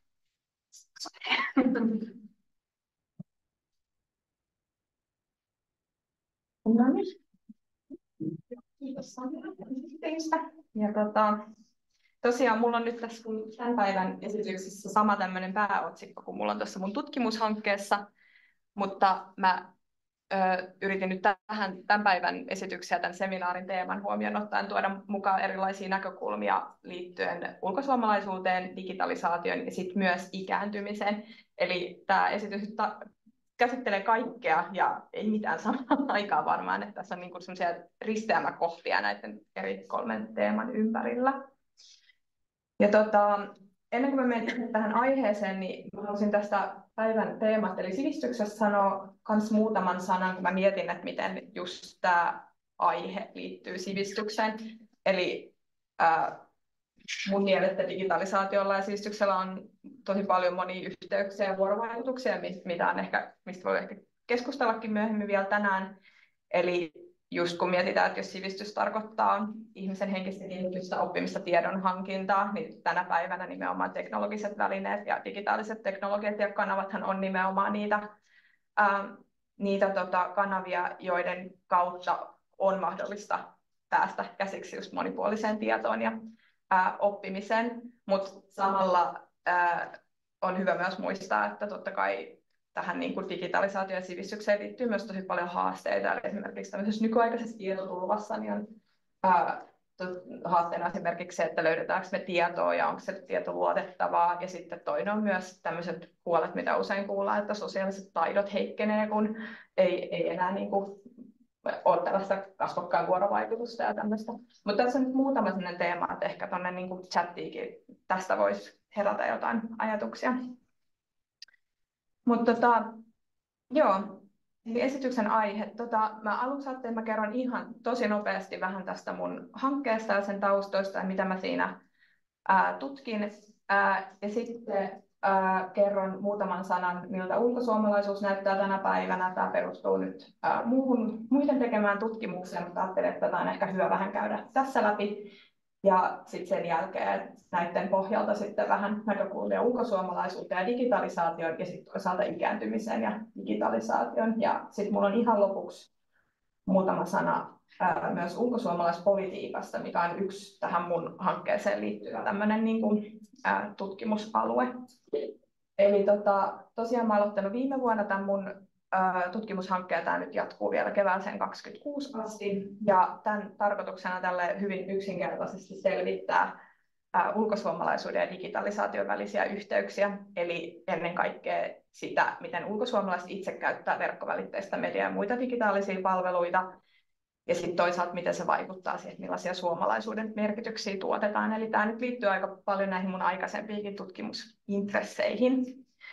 Ja tämä on nyt alussa tämän vuosi takana, mutta tässä on 4 eri tällaista näkökulmaa tai teemaa, joiden ympärillä tämä hanke rakentuu. Eli ensimmäinen on ulkosuomalaisuus ja yhteiskunta, ja tässä nyt erityisesti se ulkosuomalaispolitiikka, ja tämän niin kuin teeman ympärillä minua on nimenomaan kiinnostanut katsoa, että miten digitalisaatiosta puhutaan tällaisissa päätöksentekijöiden tuottamissa teksteissä, mitkä just kohdistuu ulkosuomalaisiin. Ja sitten toinen tämmöinen teema on tällaiset erilaiset verkkoyhteisöt, ja tässä nyt pääasiassa sosiaalisen median yhteisöt ja ryhmät, eli niiden kartoitus ja analysointi. Sitten niissä jatkaen, nämä 2 ekaa nyt semmoisia, joita on tässä viimeisen vuoden aikana työstänyt, ja näistä minulla on muutamia näkökulmia tässäkin esityksessä, mutta sitten tulevan pitää on vielä tämä ylläpitäjät portinvartijoina, eli sitten mä lähden ihan haastattelemaan sosiaalisen median ryhmien ylläpitäjiä ja selvittää vähän, millaista se käytännön työ on, ja sitten myös, että mikä on näiden sosiaalisen median ryhmien ylläpitäjien rooli myös ulkosuomalaisuuden suhteen tai semmoisessa ulkosuomalaisuustoiminnassa. Ja sitten vikana on myös tarkoitus haastatella ihan yksittäisiä ihmisiä verkkovälitteisten alustojen ja teknologioiden käytöstä ja erityisesti, että miten se vaikuttaa yhteydenpitoon Suomeen tai suomalaiseen kulttuuriin tai suomen kieleen tai ruotsin kieleen myös. Tämä hankkeessa mun kohderyhmä on tosi laajasti ulkosuomalaiset asuinmaasta ja iästä riippumatta, mutta niin kuin sanoin, niin tähän mä nyt yritin vähän pohtia tätä just ikääntymiseen liittyviä näkökulmia. Mä ajattelin, että mä aloitan sanomalla muutaman sanan nimenomaan siitä, että mitä ulkosuomalaisuus tänä päivänä on, ja tästä on nyt erinomainen lähde tämmöinen muuttuva ulkosuomalaisuus kyselytutkimus, joka toteutettiin syksyllä 2020 siirtolaisuusinstituutissa. Täällä varmaan monille tuttu tutkimus, ja tässä tosiaan oli yhteistyökumppaneina Kirkkohallitus, Suomi-seura, Suomen merimieskirkko ja sekä Kansanvalistusseura, oli hyvin tämän päivän tähän järjestäjän porukkaan sopiva. Ja tästä on tosiaan tehty tämmöinen julkaisu, ja tämä on avoimesti tuolla meidän nettisivuilla saatavilla. Ja tämän on tosiaan toimittanut Tuomas Hovi, Miika Tervonen ja Heidi Latvala-White. Ja ulkomailla asuvia Suomen kansalaisia arvioidaan siis tänä päivänä olevan noin 300 000, ja näistä äänioikeutettuja on sitten noin 250 000. Mutta sitten tämän lisäksi on olemassa erilaisia arvioita suomalaista syntyperää olevien määrästä, ja nämä suurimmat arviot on tuolla jopa yli 1,6 miljoonasta, mutta tässä on myös paljon määrittelykysymyksiä ja haasteita myös, että onko ulkosuomalaisuus vaikka ihmisen oma identiteetti vai kuka näitä niin kuin määrittelee, että sen takia nämä on niin kuin arvioita. Ja tämän tutkimuksen taustalla oli se, että suomalaisia muuttoliikkeitä on tutkittu tosi paljon, mutta tämä tutkimus on keskittynyt toisaalta aika paljon historiallisten muuttoliikkeiden tutkimukseen, ja sitten toisaalta tämä on keskittynyt aika paljon niin kuin Pohjois-Amerikkaan ja Ruotsiin, eli se ei ole niin kuin maantieteellisesti sit myöskään ollut kauhean laajaa. Ja sitten näiden vuoksi monet sitten tällaiset nykypäivän globaaliin suomalaisuuteen liittyvät ilmiöt on jäänyt verrattain heikosti tunnetuksi. Ja näiden rinnalla sitten, tai tämmöisen niin tutkimusaukon rinnalla, niin jo 90-luvulta lähtien on tapahtunut paljon tällaisia isoja muutoksia, jotka on vaikuttanut myös ulkosuomalaisuuteen. Tässä nyt on muutama esimerkki tuolta kyselytutkimuksesta, eli EU, globalisaatio, suomalaisten koulutustason nousu, Brexit ja nyt sitten viimeisimpänä myös tuo koronapandemia. Eli on paljon tällaisia isoja muutoksia, joita tapahtuu. Ja tähän kyselytutkimukseen vastasi reilu 3000 vastaajaa 85 eri maasta. Ja tässä kyselyssä kartoitettiin heidän elämäntilannetta, ylirajasta arkea, identiteettiä, poliittista osallistumista ja uskonnollisuutta ja sitten vielä palveluja, tietotarpeita ja toiveita. Ja tämä kyselytutkimus painottuu erityisesti tämän päivän työikäisiin ulkosuomalaisiin, eli Suomesta lähteviin muuttajiin ja heidän tällaiseen ylirajaiseen arkeen, mutta tässä oli myös vastaajissa mukana pidempään ulkomailla asuneita. Ja mutta tästä johtuen tämä vastaajajoukko oli sit aika tällainen niin kuin tietynlainen, eli tämmöinen hyvin koulutettu, hyvin toimeentuleva työikäinen ja myös naisvaltainen vastaajajoukko. Mutta sitten samaan aikaan tutkimuksessa nousi esiin, että tämä vastaajajoukko oli myös samaan aikaan kielellisesti, kulttuurisesti tai vaikka kansalaisuuden suhteen hyvin monimuotoinen. Eli täällä oli esimerkiksi 4% vastaajista kaksoiskansalaisia ja sitten 13% äidinkieli oli joku muu kuin suomi tai ruotsi. Ja sitten tässä tutkimuksessa myös nousi esiin, että esimerkiksi 5% vastaajista koki kuuluvansa vähemmistöön just kieleen, etniseen taustaan, uskontoon, seksuaaliseen suuntautumiseen tai sukupuoli-identiteettiin. Eli tämän kyselyn pohjalta tehtiin tosi paljon kiinnostavia havaintoja, että jos tämä aihe kiinnostaa, niin tuolta raportista löytyy paljon lisää kaikkea kiinnostavaa. Mutta yksi sellainen keskeinen löydös, jonka ehkä voisi nostaa esille, on se, että ulkosuomalaisten palveluntarpeet oli tosi moninaisia, mutta samalla nämä heille suunnatut palvelut tunnettiin melko huonosti. Ja lisäksi tässä tutkimuksessa havaittiin just tämän edellä mainitun monimuotoisuuden lisäksi myös se, että suomalaisuus ja yhteydet Suomeen on tärkeitä identiteettirakennusvalikoita niille ulkosuomalaisille, jotka vastasivat tähän kyselyyn. Mutta sitten samaan aikaan myös kansainvälisyys on tosi tärkeä tämmöinen identiteetin rakennusvalikko. Sitten näihin edellä mainittuihin muutosvoimiin, niin mä ehkä itse haluaisin lisätä tämän digitalisaation, koska se on, tai jos puhutaan vaikka yhteiskunnallisella tasolla, niin tällä digitalisaatiollahan tarkoitetaan tämmöistä laajempaa yhteiskunnallista muutosta, joka on tapahtunut Suomessa ja muuallakin maailmassa. Eli tämä nyt viittaa siihen, että tämmöiset perinteiset analogiset toiminnat ja prosessit on korvattu erilaisilla digitaalisilla ratkaisuilla ja teknologioilla. Ja se yhtä lailla vaikuttaa myös ulkosuomalaisuuteen ihan samalla lailla kuin se vaikuttaa meidänkin jokapäiväisen elämään täällä Suomessa. Ja erityisesti kun katsotaan muuttoliikkeitä, niin siinä kontekstissa digitalisaatiolla on totta kai myös tosi paljon niin kuin erilaisia merkityksiä, mutta sellaisia, mitä yleensä tutkimuksessa nousee aika voimakkaastikin esille, on just tällaiset uudenlaiset mahdollisuudet viestiä ja pitää yhteyttä perheeseen tai tuttuihin lähtömaissa tai sitten myös muihin siihen siirtolaisyhteisöön kuuluviin. Sitten jos laajemmin mietitään, niin se digitalisaatio on myös mahdollistanut ihan uudella tavalla yhteydenpidon lähtömaan kulttuuriin, eli esimerkiksi tämmöisen niin kuin kotimaan tai äidinkielisen viihde- tai uutissisältöjen kuluttamisen internetin tai sosiaalisen median kautta. Mutta sitten myös yksi tärkeä näkökulma on se, että näiden digitaalisten kanavien avulla on mahdollista myös osallistua kotimaan yhteiskunnalliseen ja poliittiseen elämään. Eli digitalisaatio vaikuttaa tosi paljon siihen, että myös niin kuin maahanmuuttokontekstissa niin voidaan puhua tämmöisestä niin kuin monipaikkaisesta elämästä ja arjesta. Mun hanken nimessä oli tämmöinen termi kuin digitaalinen diaspora, ja se nyt periaatteessa viittaa kaikkeen tähän. Eli sen termin kautta voidaan tarkastella just tällaisia tilanteita, jossa ihmiset ylläpitää yhteyksiä lähtömaihinsa tai muihin samasta alkuperästä lähtöisin oleviin ihmisiin just digitaalisen teknologian ja kanavien avulla. Ulkosuomalaisten kohdalla tässä on ollut selkeä tämmöinen tutkimusaukko ja mun hanke nyt omalta osaltaan pyrkii vastaamaan tähän. Mutta sitten mä huomasin, että myös tässä muuttuva ulkosuomalaisuuskyselyssä niin tätä aihetta sivuttiin jonkin verran myös. Eli siellä esimerkiksi nousi esille tämmöinen lähisuhteiden digitalisoituminen. Eli siellä valtaosa vastaajista piti yhteyttä eri maissa asuviin perheenjäseniä ja ystäviä erilaisilla tällaisilla digitaalisilla välineillä ja sovelluksilla, kuten just videopuheluilla, erilaisilla viestintäsovelluksilla. Ja kiinnostavaa oli, että näiden erilaisten välineiden ja sovellusten käytössä näkyi myös sukupolvikohtaisia eroja liittyen siihen, että millaisia sovelluksia käytettiin. Eli esimerkiksi WhatsAppin ja Messengerin avulla pidettiin yhteyttä erityisesti ystäviin, sisaruksiin ja vanhempiin eri maissa, mutta sitten taas isovanhempiin pidettiin eniten yhteyttä puhelimitse. Ja yksi, mikä oli kiinnostava yksityiskohta, oli, että esimerkiksi niin kuin kirjeillä ja sähköposteilla ei enää niin paljon pidetty yhteyttä. Eli nämä ihan uudet viestintätavat on aika lailla korvannut sellaiset perinteiset yhteydenpitotavat.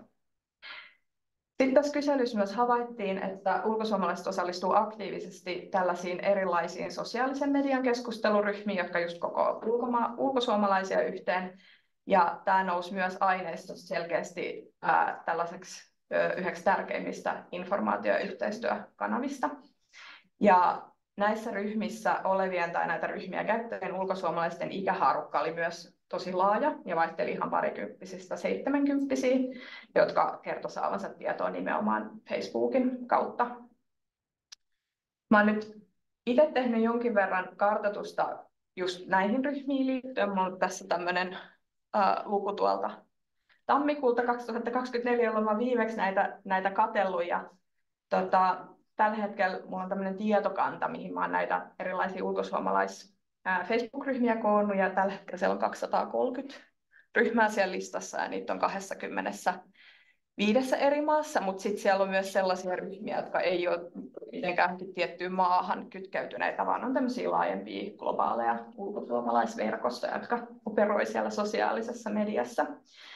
Ja näistä on kiinnostavasti erotettavissa jo nyt erilaisia tämmöisiä ryhmätyyppejä. Eli siellä on sellaisia, jotka kiinnittyy tosi selkeästi vaikka johonkin yksittäisiin paikkoihin, kuten vaikka kaupunkeihin. Sitten on sellaisia ryhmiä, jotka on selkeämmin muodostunut nimenomaan sen niin kuin jaetun suomalaisen taustan ympärille jossain tietyssä maassa. Sitten löytyy paljon ryhmiä, jotka rakentuu selkeästi jonkun tietynlaisen tarpeen ympärille. Ja tähän nyt kuuluu kaikenlaiset kierrätys-, kirppis- ja asuntoryhmät. Ja sitten oli tosiaan, niin kuin mainitsinkin jo, näitä tämmöisiä globaaleja ulkosuomalaisryhmiä, joissa se ulkosuomalaisuus on nimenomaan se yhdistävä tekijä sen sijaan, että kiinnittyisi jonkin paikkaan tai maahan.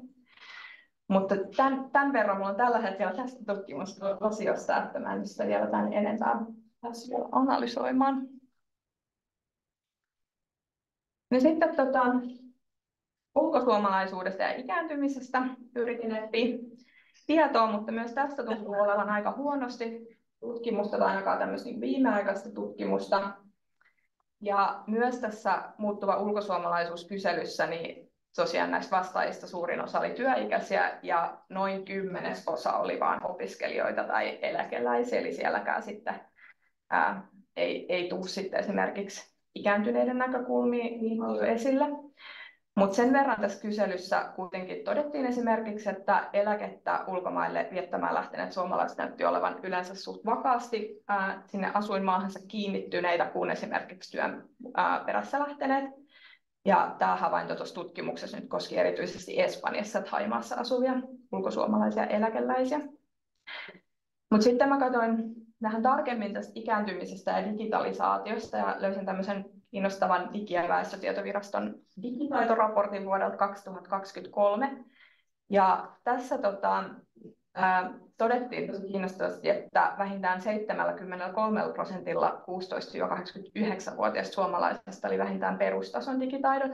Eli tämä varmaan aika pitkälti heijastaa sitä, että Suomeahan on yleensä pidetty digitalisaation edelläkävijänä, että se varmaan näkyy myös ihmisten digitaidoissa. Ja sitten myös 44% oli perustaidot ylittävät digitaidot, eli se oli tosi osaavaa porukkaa. Tässä raportissa kuitenkin myös havaittiin, tai nyt ehkä yllättävää, että digitaidot ja ikä on yleensä kytköksissä toisiinsa, eli mitä korkeampi ikä, niin sitä pienempi oli digitaitoisten osuus, mutta samaan aikaan tässä raportissa myös todetaan, mikä mun mielestä on myös hyvä muistaa, että ikäihmiset on myös tosi monimuotoinen ryhmä, eli siellä on ihan laidasta laitaan myös sitä digiosaamista. Sitten tässä raportissa todetaan myös, että kaikenikäiset ihmiset totta kai tarvitsevat arjessa digitaitoja, mutta myös samaan aikaan kaikenikäiset ihmiset tarvitsevat myös erilaista apua niiden erilaisten laitteiden ja palveluiden käytössä ja ymmärtämisessä. Ja suurin osa tämän raportin mukaan saa digitukea läheisiltään, ja tähän kyselyyn vastanneista 89% kertoi tukevansa omia läheisiään digiasioissa. Tähän liittyviä haasteita sitten puolestaan oli se, että kaikilla totta kai ei ole läheisiä tai sellaisia läheisiä, joilta voisi pyytää ja saada apua digiasioissa. Ja samaan aikaan suomalaiset myös tuntuu tuntevan verrattain huonosti esimerkiksi viranomaisten tai kolmannen sektorin tarjoamaa digitukea. Eli tämän raportin tämmöinen yksi löydös oli, että tarvitaan lisää tämmöisiä matalan kynnyksen digitukipalveluita, joita kaikki pääsee myös sitten hyötymään niistä digitalisaation hyödyistä. Sitten jos katsotaan taas ikääntyminen, digitalisaatio ja ulkosuomalaisuus yhdessä, niin ehdottomiin tämmöisiin digitalisaation mahdollisuuksiin totta kai kuuluu just tämä, että digitaalisten välineiden avulla voi pitää entistä helpommin yhteyttä perheeseen ja ystäviä sukulaisiin asuinpaikasta huolimatta. Samoin myös netissä ja sosiaalisessa mediassa tapahtuva tämmöinen yhteisöllinen keskustelu tai muu yhteisöllinen toiminta niin on nähty tärkeänä, että se mahdollistaa kokemusten jakamisen ja vertaistuen saamisen, mutta samalla näiden vaikka sosiaalisen median ryhmien kautta voi pitää yhteyttä omaan kulttuuri- ja kieliperintöön tai kehittää sitä. Haasteiden kohdalla kirjallisuuden perusteella nousee esiin just erilaiset puutteet sitten taas koskien digitaitoja, vaikka just digilukutaitoa. Eli tämä nyt viittaa siihen, että on puutteita esimerkiksi erilaisten laitteiden ja alustojen käyttöön liittyen, mutta myös sen ymmärtämisessä, että miten esimerkiksi meistä saatavaa tietoa käytetään netissä, kuka sitä käyttää, mitä esimerkiksi sosiaalisen median ladatulle materiaalille tapahtuu ja niin edelleen. Ja nämä puutteet näissä digitaidoissa sekä digilukutaidossa voi sitten vähentää tällaista niin sanottua digiosallisuutta, eli sitä, että oltaisiin osallisia siinä digitaalisessa maailmassa, että se sitten lisäisi osallisuutta ja hyvinvointia elämän eri osa-alueilla. Ulkomailla tai vieraassa kieliympäristössä asuttaessa haasteita sitten tuo myös esimerkiksi se, että luotettavan tiedon löytyminen voi olla haastavaa, tai esimerkiksi kielimuurin takia ei pystytä arvioida samalla tavalla, että mikä tieto on luotettavaa. Ja sitten toisaalta myös tämä mahdollisuus saada digitukea esimerkiksi läheisiltä voi olla rajoitetumpaa. Sitten yksi tähän aihepiiriin tosi keskeisesti liittyvä haaste on myös tämmöinen niin sanottu digitaalinen kuilu, joita voi syntyä erilaisten ryhmien välille. Eli tässä kontekstissa yksi tämmöinen relevantti digikuilu on esimerkiksi Suomessa, tai voi syntyä Suomessa asuvien ja Suomen ulkopuolella asuvien suomalaisten välille, jos vaikka pohditaan palvelujen saavuttamista, mikä taas luo omalta osaltaan eriarvoisuutta. Ja sitten tämmöisiä digikuiluja voi toisaalta syntyä myös eri ikäryhmien välille. Eli tämä tarkoittaa sitä, että on eroja siinä, että miten eri sukupolvet sit käytännössä käyttää soveltaa teknologiaa. Eli just ulkosuomalaisten kohdalla se tarkoittaa, että esimerkiksi nuoret käyttää eri kanavia ja toimii ihan erilaisissa niin kuin yhteisöissä kuin vaikka sit ikääntyneet. Ja sitten lopuksi totta kai digitaalisten alustojen ja palveluiden käyttöön voi liittyä tai liittyykin paljon huolia myös yksityisyyden ja turvallisuuden suhteen, mikä voi sitten valtaosaltaan myös estää käyttämästä näitä alustoja. Sitten on aikaa vielä, mutta minulla on vielä lopuksi muutama tämmöinen alustava havainto myös näistä ulkosuomalaispoliittisista ohjelmista, joita on nyt analysoinut tässä viime aikoina. Eli tämä kuuluu siihen mun ensimmäiseen työpakettiin tai näkökulmaan, missä mä katson näitä Suomen hallituksen virallisia ulkosuomalaispoliittisia ohjelmia ja niin millä tavalla niissä puhutaan erilaisista teemoista. Ja aineistona tässä nyt on ollut nämä ohjelmat vuosilta 2006-2026, eli se mitä nyt tällä hetkellä on olemassa näitä, eli ensimmäinen ohjelma on tuolloin 2006 tehty. Ja näitä on yhteensä 4 näitä ohjelmia, ja näistä viimeisin kulkee strategian nimellä, mistä on tuossa toi kuvakin. Ja näiden tarkoitus on tavallaan koko yhteen erilaisia tavoitteita tai toimenpiteitä, joilla pyritään edistämään ja vahvistaa Suomen ja ulkosuomalaisten välisiä yhteyksiä, mutta nämä on myös silleen kiinnostavia dokumentteja, että näissä myös kuvaillaan aika paljon ulkosuomalaisuutta ja ulkosuomalaistoimintaa. Ja yksi tosiaan näkökulma, mitä mä olen näistä analysoinut, on digitalisaatio, eli se, että miten suomalaisen yhteiskunnan digitalisaatio, mutta laajemmatkin tällaiset viestintä- ja teknologiaympäristöjen kehitys näkyy näissä ohjelmissa. Ja eli siinä, missä tuossa aikaisemmin esimerkiksi muuttuva ulkosuomalaisuus, kyselytutkimuksen tulokset keskittyy aika paljon niin kuin yksittäisten ihmisten näkökulmiin, niin tässä on nyt enemmän sit se päätöksentekijöiden näkökulmasta tulevat merkitykset. Ja yksi ihan selvä havainto on, että 20 vuoden aikana totta kai samalla kun teknologinen ja viestinnällinen toimintaympäristö muuttuu, niin myös se näkyy näissä ulkosuomalaispoliittisissa ohjelmissa, mutta se on aina tullut ehkä vähän silleen viiveellä, mikä voi johtua siitä, totta kai, että näissä ohjelmissa on pitkiä valmistelukausia ja myös nämä on aina 5 vuotta kerrallaan niin kuin voimassa, eli siinäkin ajassa ehtii tapahtua paljon, kun puhutaan digitaalisesta ympäristöstä. Ja 2 ensimmäisessä ohjelmassa nousi tosi kiinnostavasti esiin tämmöinen tietynlainen selkeä eronteko vielä tällaisen niin kuin analogisen ja digitaalisen maailman välillä. Eli internetissä puhuttiin pääasiassa tämmöisenä niin kuin perinteistä ulkosuomalaistoimintaa tehostavana apuvälineenä, mutta sitten näissä ihan viimeisimmissä ohjelmissa taas niin näkyy paljon laajemmin sellainen tietynlainen digitaalinen murros, eli se digitaalinen teknologia on selkeästi tullut osaksi suomalaista yhteiskunnallista elämää ja sitä kautta myös ulkosuomalaistyötä. Ja erityisesti koronapandemia on ollut yksi tosi tärkeä tekijä ulkosuomalaistoiminnan digitaalisen murroksen kiihdyttämisessä, ja tämä myös mainitaan ihan suoraankin tuossa viimeisimmässä ohjelmassa, koska sitä tosiaan valmisteltiin tuon pandemian aikana. Toinen selkeä muutos sitten, mikä löytyi näistä ohjelmista, kun näitä katsottiin, kun mä katsoin näitä tavallaan niin kuin yhdessä, oli se, että miten tapa puhua digitalisaatiosta on tietyllä tavalla muuttunut sellaisesta niin kuin mahdollisuuksista puhumisesta erilaisten haasteiden korostamiseen. Ja tämä on linjassa semmoisen laajemmankin internettiä koskevan tutkimuskirjallisuuden ja keskustelun kanssa. Eli silloin kun internet alkoi yleistyä, niin siitä puhuttiin enemmän tämmöisenä niin kuin rajattomien mahdollisuuksien tilana. Mutta nykypäivänähän siitä korostuu tosi paljon tällaiset niin kuin haasteisiin liittyvät näkökulmat, esimerkiksi vihapuhe, disinformaatio, erilaiset dataväärinkäytöt, markkina-aseman väärinkäyttö, portinvartijuus, eli se, että kuka säätelee esimerkiksi tiedonsaantia tai pääsyä tietoon, eli tavallaan niin kuin se meidän ympäröivä mediamaailma on muuttunut entistä enemmän semmoiseksi niin kuin haasteelliseksi. Ja yksi hyvä esimerkki näissä ohjelmissa oli esimerkiksi se, että miten Yle Areenasta puhuttiin. Esimerkiksi tässä toisessa ohjelmassa se esitettiin tällaisena uudenlaisena mahdollisuutena kuunnella radioa, katsoa uutisia ja ajankohtaisia ohjelmia ulkomailla.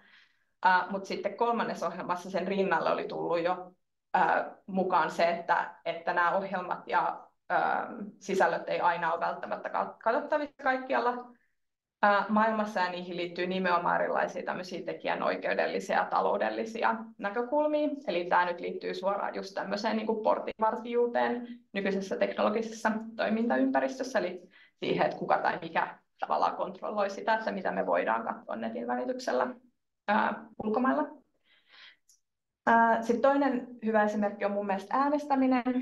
Ensimmäisessä ohjelmassa vielä keskusteltiin silloin 2000-luvun loppupuolella siitä, että internetin välityksellä me ehkä voidaan joku päivä äänestää netin välityksellä, mikä totta kai ulkosuomalaisten kohdalla olisi ollut tämmöinen hieno mahdollisuus äänestysaktiivisuuden lisäämiseen, mutta nämä maininnat on sitten tästä kadonnut myöhemmin. Ja tähän nyt liittyy varmasti myöhemmin tehdyt tämmöiset yleiset selvitykset siitä, että tällaiseen niin kuin nettiäänestämiseen liittyy yhä enemmän riskejä ja haittoja kuin etuja. Ja näihin riskeihin kuuluu esimerkiksi vaalisalaisuuden rikkominen, tulosten manipulointi, palvelunestohyökkäykset ja niin edelleen.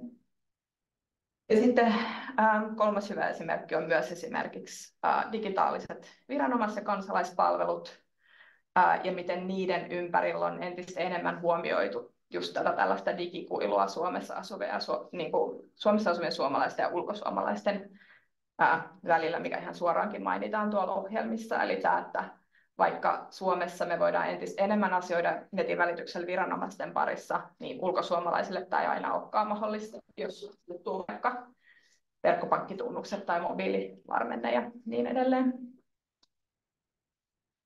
Yksi toisaalta tämmöinen mahdollisuus, että on ehkä vähän trendin vastaisesti, eli ei ole aina vain niin mahdollisuuksista haasteisiin, mutta yksi tämmöinen uusi mahdollisuus, mikä ihan tästä uusimmasta ohjelmasta toisaalta nousee esiin, on se, että digitaalisten välineiden avulla voidaan vahvistaa poliittista osallistumista ja siihen päätöksentekoon vaikuttamista. Ja tämä strategia itsessään on siitä tosi hyvä esimerkki, koska sen valmistelussa just käytettiin digitaalisia kanavia ulkosuomalaisten itsensä kuulemisessa. Eli on paljon erilaisia mahdollisuuksia, haasteita, kuten tuossa lukeekin. Sitten, katsotaan minuutista. Tässä oli lopuksi vielä, mä vähän kokosin erilaisia asioita sitten taas, että mitä siellä ohjelmissa ei mainita liittyen digitalisaatioon. Yksi iso ristiriita verrattuna tuohon muuttuva ulkosuomalaisuuskyselytutkimukseen ja tuohon mun omaakin kartoitukseen on se, että näissä ohjelmissa ei käsitellä hirveästi tällaisia, tai oikeastaan ollenkaan näitä ulkosuomalaisten omia sosiaalisen median ryhmiä, eli tällaisia itsenäisesti toimivia someryhmiä, vaikka ne sitten toisaalta on korostunut ainakin tuon kyselyn perusteella tämmöisenä tärkeänä kanavana saada tietoa. Mutta sitten sen sijasta tämmöiset niinku perinteiset ulkosuomalaistoiminnan muodot, esimerkiksi just koulut, kirkko, seurat, yhdistykset, niin ne niinku korostuu näissä ohjelmissa tämmöisinä niinku kohtaamisen paikkoina. Ja sitten muutamat maininnat tällaisista digitaalisten välineiden tai virtuaalisessa kontekstissa tapahtuvasta yhteisörakennuksesta liittyy pääasiassa erilaisiin tällaisiin niin kuin talouden ja osaamisen ympärille rakentuviin verkostoihin. Ja tämä heijastaa mun mielestä tosi paljon sitä, että miten ulkosuomalaispolitiikka yleensäkin on, tai tämmöiset diasporapolitiikat on yleensäkin aika paljon niin kuin talouden vertaamia, mikä myös näkyy siinä, että siellä löytyy tämmöisiä innovatiivisia erilaisia virtuaalisia verkostoaloitteita. Eli näiden pohjalta voi vetää ehkä tämmöisiä johtopäätöksiä, eli että nämä ohjelmien kuvaukset siitä ympäröivästä mediamaisemasta on suhteellisen suppeita. Näissä ei huomioida sitä semmoista nykypäiväistä mediaympäristöä, joka on yhä enenevismäärin digitaalinen, mobiili, somevetoinen, mutta samaan aikaan paljon niin kuin pirstaloituneempi tai sirpaloituneempi ja myös tällaisten kansainvälisten mediajättien ohjailema. Ja näissä ohjelmissa ei myöskään esimerkiksi puhuta kaupallisesta mediasta ollenkaan. Ja sitten viimeisenä vielä mainintana just tämän päivän seminaariin liittyen, niin näissä ohjelmissa ei myöskään käsitellä yksittäisten ihmisten digitalisaatioon liittyviä haasteita, eli esimerkiksi just näihin digitaitoihin tai digilukutaitoihin liittyviä mahdollisia haasteita ja tarpeita. Näin.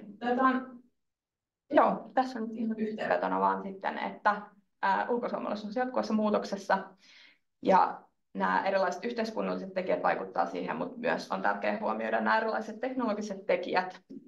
Ja kuten mä tässä nyt toivottavasti teille sain kerrottua, niin ulkosuomalaisuustoimintaan digitalisaatio tuo sekä uusia mahdollisuuksia ja toimintamuotoja, mutta samalla siihen liittyy tosi paljon haasteita ja rajoitteita. Ja ehdottomasti ikääntyneiden ulkosuomalaisten kohdalla niin just nämä mahdollisuudet ja haasteet on sellaisia, mitä toivottavasti ehkä iltapäivällä keskustellaan tarkemmin meidän niistä yhteistyökumppaneiden esityksissä.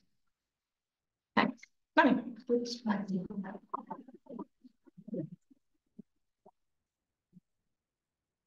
Kiitos, Tuire. Nyt on taas 1 minuutti. Laitan tämän kuntoon täällä, että voi taas kirjata tai parin kanssa puhua siitä, oliko tässä jotain yllättävää. Sitten avataan keskustelu. No niin, jatketaan.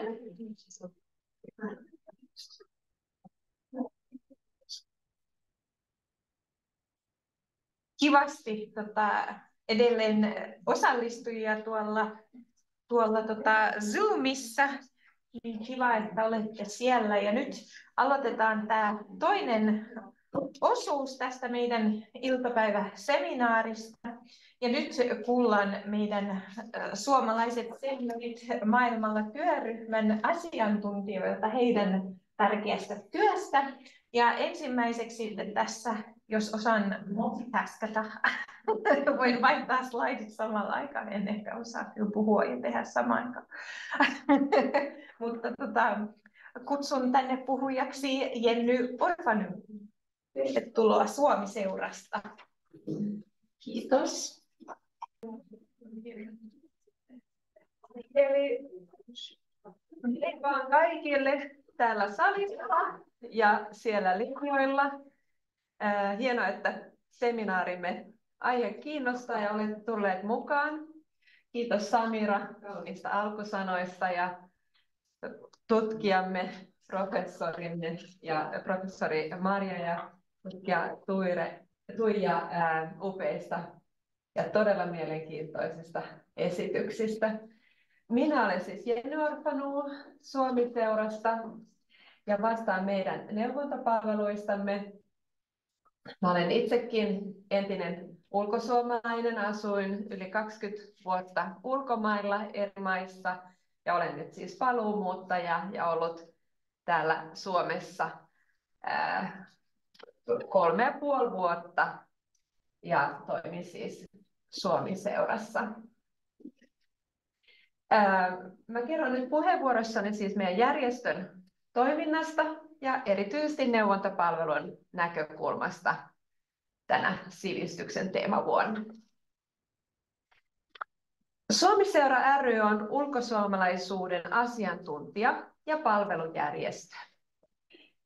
Toimistomme sijaitsee Helsingissä, mutta kohderyhmämme on maailmanlaajuinen.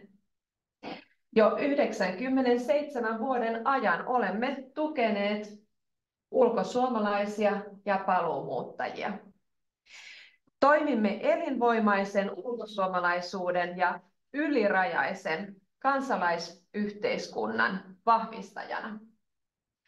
Rohkealla vaikuttamistyöllä edistämme ulkosuomalaisten asioita täällä Suomessa. Neuvomme ulkosuomalaisia ja tiedotamme ulkosuomalaisasioissa. Tuemme suomen kielen ja kulttuurin ylläpitämistä maailmalla ja ylipäätään Suomi-yhteyden ylläpitämistä. Ajankohtaista Suomi-seurassa tänä vuonna on se, että olemme ottaneet uuden strategiamme käyttöön ja se näkyy nyt vahvasti toiminnassamme. Meidän strategian tiivistelmä on julkaistu meidän kotisivuilla, jos se kiinnostaa, voitte mennä lukemaan sieltä, mutta nostan muutaman asian ylös tästä strategiasta, arvomme ja visiomme. Suomi-seuran arvot ovat luotettavuus, avoimuus ja osallistavuus sekä vastuullisuus. Ja tähän liittyen pyrimme kaikessa toiminnassamme rakentavaan vuorovaikutukseen ja yhteistyöhön sekä ulkosuomalaisten että Suomen päättäjien kanssa. Ja visiomme on yhteiskunta, jonka perustana on avoin, ylirajainen suomalaisuus. Suomalainen identiteetti on arjen voimavara maailmalla. Näin uskomme ja näin olemme ymmärtäneet ulkosuomalaisten kokeman. Kuten Samira tässä aikaisemmin tänään mainitsi, ajankohtaista tänä vuonna on se, että opetus- ja kulttuuriministeri on nimennyt vuoden 2024 sivistyksen teemavuodeksi. Se on kaikille avoin tapahtumien vuosi, jonka aikana sivistyksen päältä pyyhitään pölyt pois. Tapahtumarikkaan vuoden aikana sivistys tuodaan tähän päivään ja samalla kaikkien arkeen. Suomi-seura on yksi sivistyksen teemavuoden virallisista kumppaneista ja olemme kutsuneetkin kaikki ulkosuomalaisyhteisötkin mukaan. Teemavuoden hengessä me olemme julkaisseet muun muassa kolmiosaisen blogisarjan Kulttuuria kotisohvalta. Blogisarjassa kerrotaan, miten on mahdollista tutustua digitaalisesti suomalaisiin museoihin, katsoa elokuvia ja TV-sarjoja, oopperaa, balettia, kuunnella konsertteja ja radiota sekä lukea kirjoja maksutta ja melkein mistä päin maailmaa tahansa.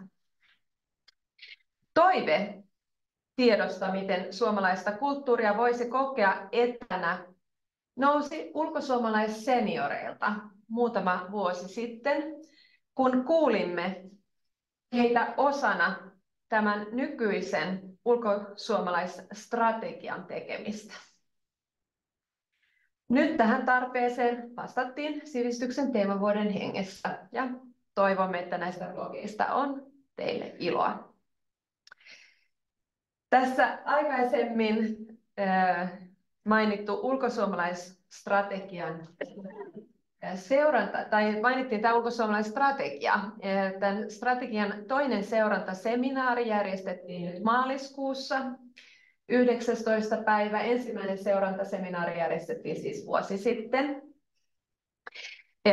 Ja tämä seminaari järjestettiin yhteistyössä sisäministeriön kanssa ja senkin tapahtuman teemana oli sivistys. Ja mikäli ette päässeet linjoille, mutta aihe kiinnostaa enemmän, että miten nämä strategian tavoitteet ovat edenneet, niin siitä on tehty tallenne ja se julkaistaan ihan pian. Ja jaamme siitä sitten tietoa, niin voitte seurata vielä jälkikäteen tämän tilaisuuden ihan vaikka kotisohvalta käsin. Tämä kyseinen tapahtumahan on myös osa sivistyksen teemavuotta.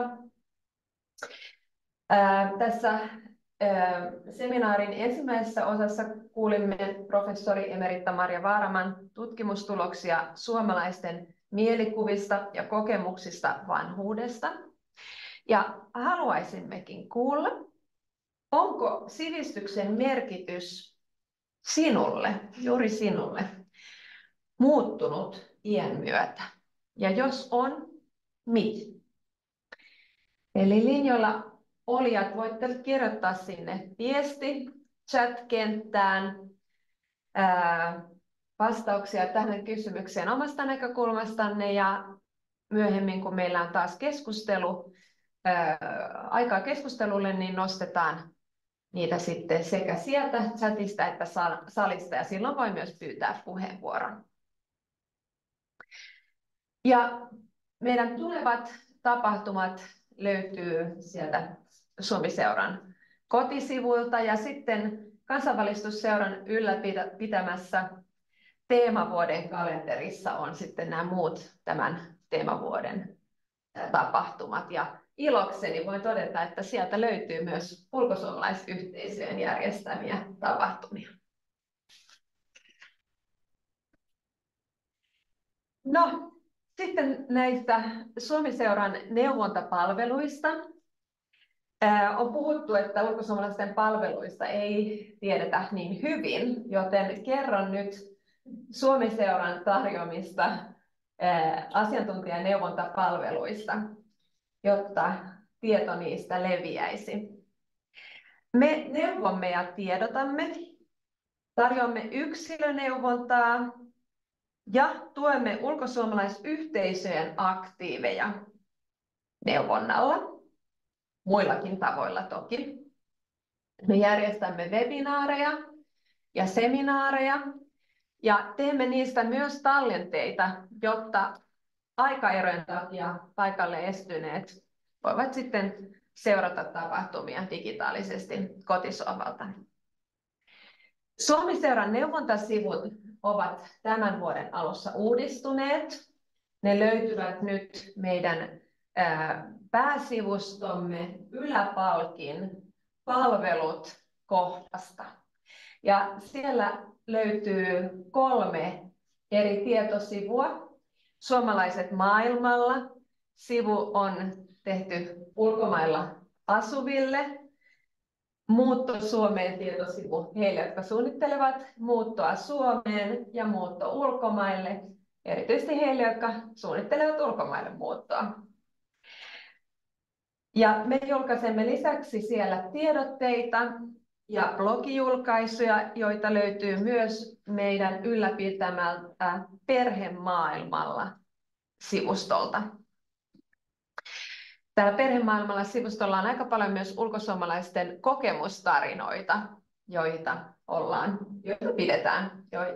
pyydetty.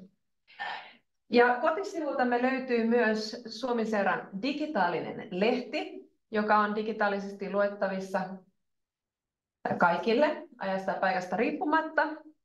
Ja me neuvomme ja tiedotamme myös meidän uutiskirjeen välityksellä ja sen vastineena meillä on nyt myös radiotiedote. Lisäksi selvitämme ja kuulemme.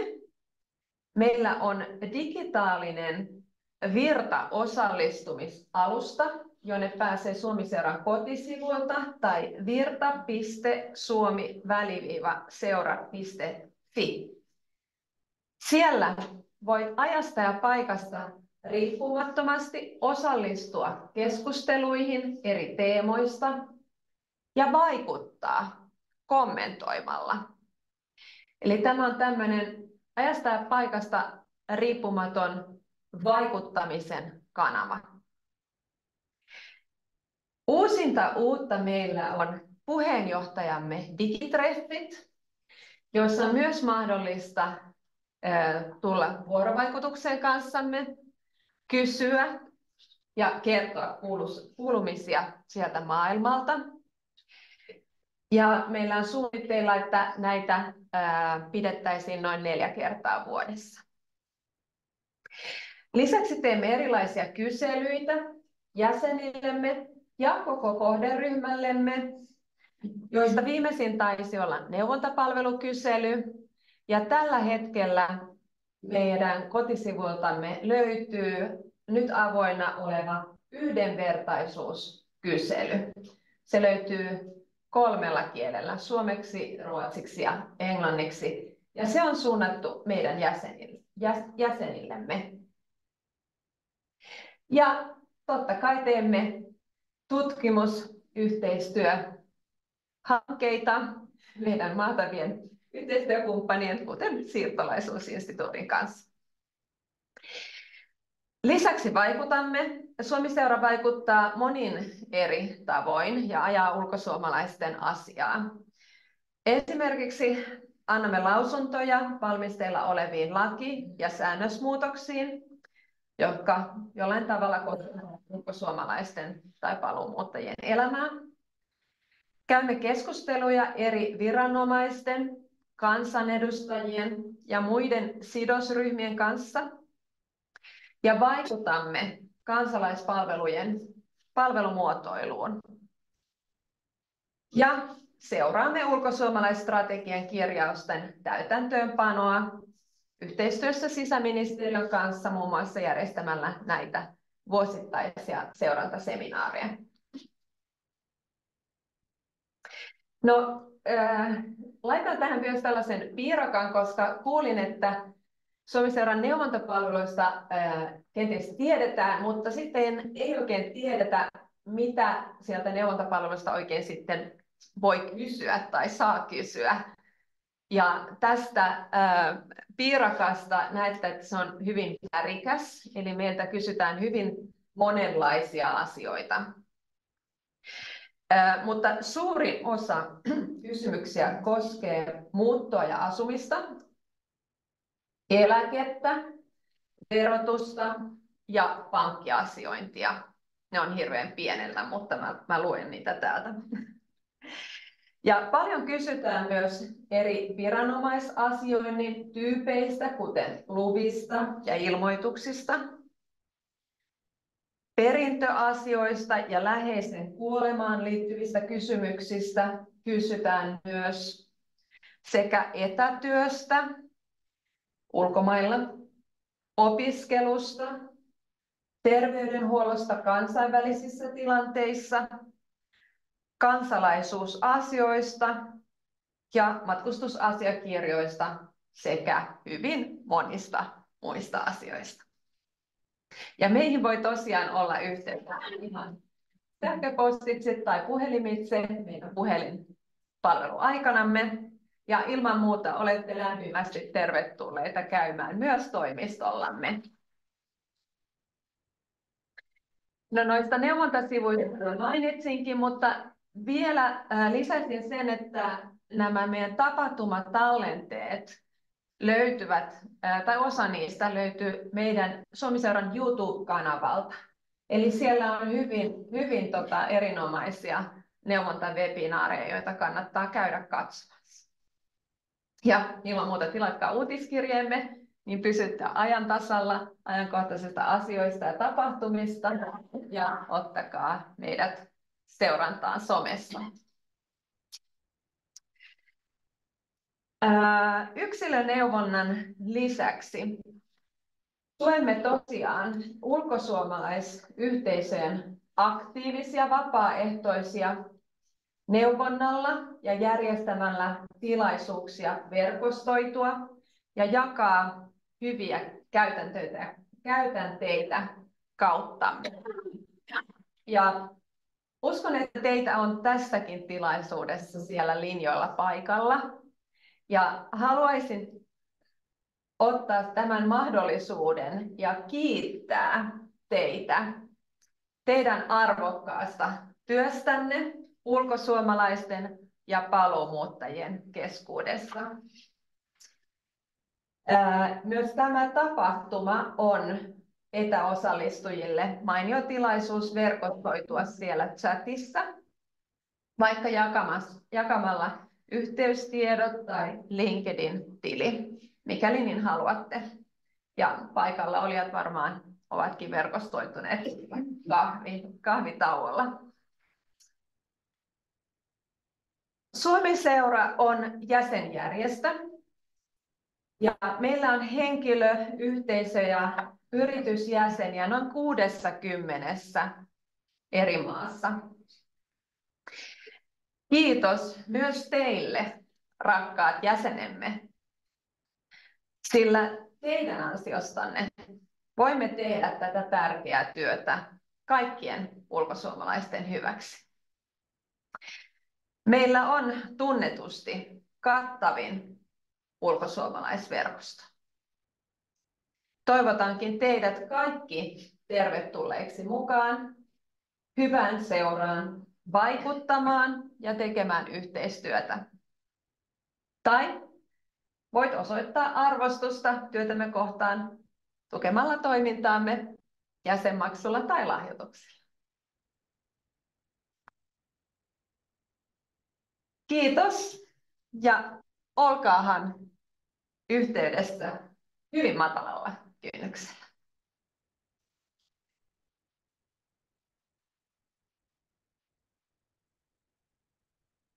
Kiitos. Noin, hyvä. Kiitos paljon, Jenni. Noin. Ja seuraavaksi meille tulee puhumaan Riikka Porkola kirkkohallituksesta, niin en sano sen enempää. Sä voit kertoa meille. Kiitos ja tervetuloa. Kiitos Samira. Hei, mä olen Riikka Porkola. Mä olen kirkon ulkosuomalaistyön asiantuntija, entinen ulkosuomalainen ja tämän työryhmän Suomalaiset seniorit maailmalla puheenjohtaja. Ja tätä seminaaria ollaan tässä noin vuoden verran valmistettu ja ihanaa, että tämä on nyt käynnissä ja sitten kuulla niitä teidän myöskin niin kuin kysymyksiä ja kommentteja vielä tuossa loppukeskustelussa. Toimistoni on tosiaan kirkkohallituksessa ja siellä ulkoasiain osastolla. Ajattelin, että tämän mun puheenvuoron aikana, kun kerron kirkon työstä maailmalla, voisitte miettiä sitä, mitä arjen sivistys tarkoittaa juuri sinulle. Voit kirjoittaa vapaasti chattiin, mitä on arjen sivistys. Tämä on tämmöinen kiitollinen kysymys, koska tähän ei ole vääriä vastauksia. Tähän on vain oikeita vastauksia. Olette varmaan kuulleet hallinnollisesta muutoksesta, joka on käynnissä parhaillaan, kun Suomen merimieskirkko ottaa ohjaksiinsa kaiken kirkon ulkosuomalaistyön operatiivisen työn vuodesta 2025 alkaen. Tämä hallinnollinen muutos, jossa kaikki operatiivinen toiminta siirtyy merimieskirkolle ja ulkosuomalaistyön yksikkö lopettaa toimintansa kirkkohallituksessa, ei näy suomalaisissa seurakunnissa ja yhteisöissä ulkomailla oikeastaan välttämättä mitenkään, vaan se koskee Helsingin toimistoja sillä tavalla, että työn yhteistä koordinointia hoitaa jatkossa merimieskirkko. Kirkkohallitus säilyy rahoittajana jatkossakin ja haluaa panostaa kenttätyöhön maailmalla. Yhteisöjen toimintamenoista ei haluta säästää ja siksi säästöt kohdistuvat omaan hallintoomme ja sen järkevöittämiseen niin, että merimieskirkon hallinto yksin koordinoi työtä. Yhteisöistä, seurakunnista maailmalla ei tule merimieskirkkoja, vaan niiden toiminta pysyy samanlaisena kuin tähänkin asti. Niin kirkkohallitus kuin merimieskirkkokin haluavat panostaa seniorityöhön, siihen, että ikääntyvistä pidetään huolta ja heitä kuullaan itseään, minkälaisia palveluita he itse tarvitsevat. Nyt vielä kuitenkin Suomen evankelis-luterilainen kirkko toimii 37 maassa. Lotta on jakanut sinne chattiin semmoisen kartan, linkin karttaan, ja sieltä löytyy jokaista lähinnä oleva seurakunta kaikilla mantereilla. Nyt jo monessa maassa työtä tehdään yhdessä merimieskirkon ja lähetysjärjestöjen kanssa. Muutenkin toiminnan järjestäminen on täysin verkostomaista. Kaikissa maissa työtä tehdään aina paikallisten kirkkojen kanssa. Niiden kanssa on esimerkiksi sopimuksia, mitä tiloja suomalaiset voivat käyttää. Kirkon ulkosuomalaistyö on seurakuntatyötä ulkomailla asuvien suomalaisten parissa. Uskonnollinen perintö ja kirkon asiat saattavat jäädä Suomessa kaukaisiksi, mutta maailmalla niiden arvo ja merkitys usein korostuu. Tämä on nähty erityisesti kriisiaikoina viime vuosina. Seurakunnat ovat vahvoja toimijoita kriiseissä ja niiden puoleen voi kääntyä myös ulkomailla aina, oli sitten henkilökohtainen tai yleinen kriisi. Kaikille ulkosuomalaisseurakunnille voi sanoa, että on leimallista seurakuntalaisten aktiivisuus ja vastuunkanto toiminnasta. Tämä tuo seurakuntiin kodikkuutta ja me-henkeä. Viime aikoina on korostunut muun muassa diakoninen tuki ikääntyvien parissa. Viime vuosina, kun olen matkustanut suomalaisissa seurakunnissa maailmalla, niin kaikissa seurakunnissa on kerrottu, että haluaisimme pitää huolta nyt niistä ikääntyvistä, jotka ovat olleet perustamassa suomalaista seurakuntaa, toimineet neuvostossa, olleet aktiiveja toiminnan pyörittämisessä, mutta nyt siihen ei enää riitä voimat. Halutaan osoittaa kiitollisuutta niitä ihmisiä kohtaan ja pitää huolta, jotka ovat antaneet niin paljon yhteisen hyväksi. Sitoutunutta työtä arvostetaan ja se nähdään. Ilman vapaaehtoisia ei ulkosuomalaisseurakuntia edes olisi. Kiitos kuuluu jokaiselle, joka antaa aikaansa yhteiseen hyvään. Vapaaehtoisten lisäksi ulkosuomalaistyössä maailmalla toimii noin 160 työntekijää.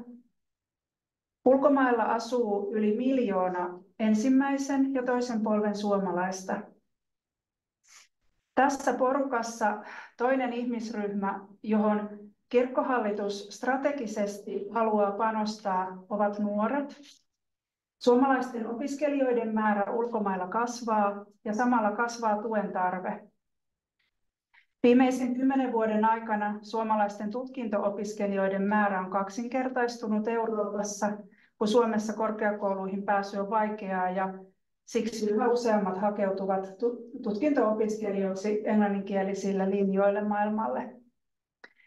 Opiskelijatyön tarkoitus on tukea nuorten hyvinvointia ja vastata opiskelijoiden henkisiin ja hengellisiin tarpeisiin ja samalla lisätä tietoisuutta ja tunnettuvuutta paikallisista suomalaisista yhteisöistä eri maissa.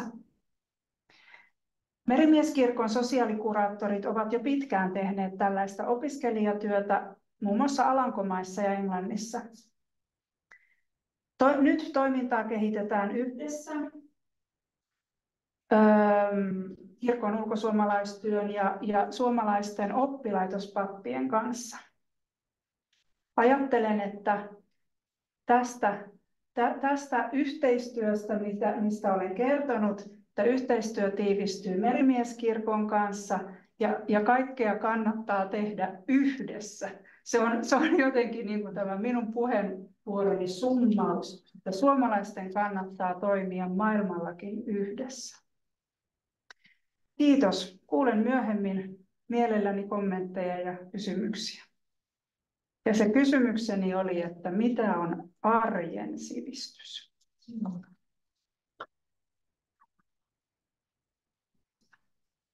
No hyvä, että saatiin aloitettua tätä sivistyksen keskustelua ja pohtimista näin ja palataan siihen ihan hetken kuluttua, mutta ensin meillä on viimeinen puheenvuoro tässä ja ole hyvä, Mari Elinen, Merimieskirkko.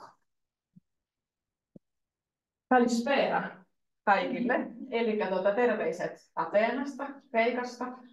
Ja tuossa kun niin kuin Jennikin sanoi, niin minä olen ihan samalla tavalla ollut ulkosuomalainen viimeiset 27 vuotta. Ja siitä sitten viimeiset 15 vuotta olen toiminut Ateenan Merimieskirkolla sosiaalikuraattorin nimikkeellä.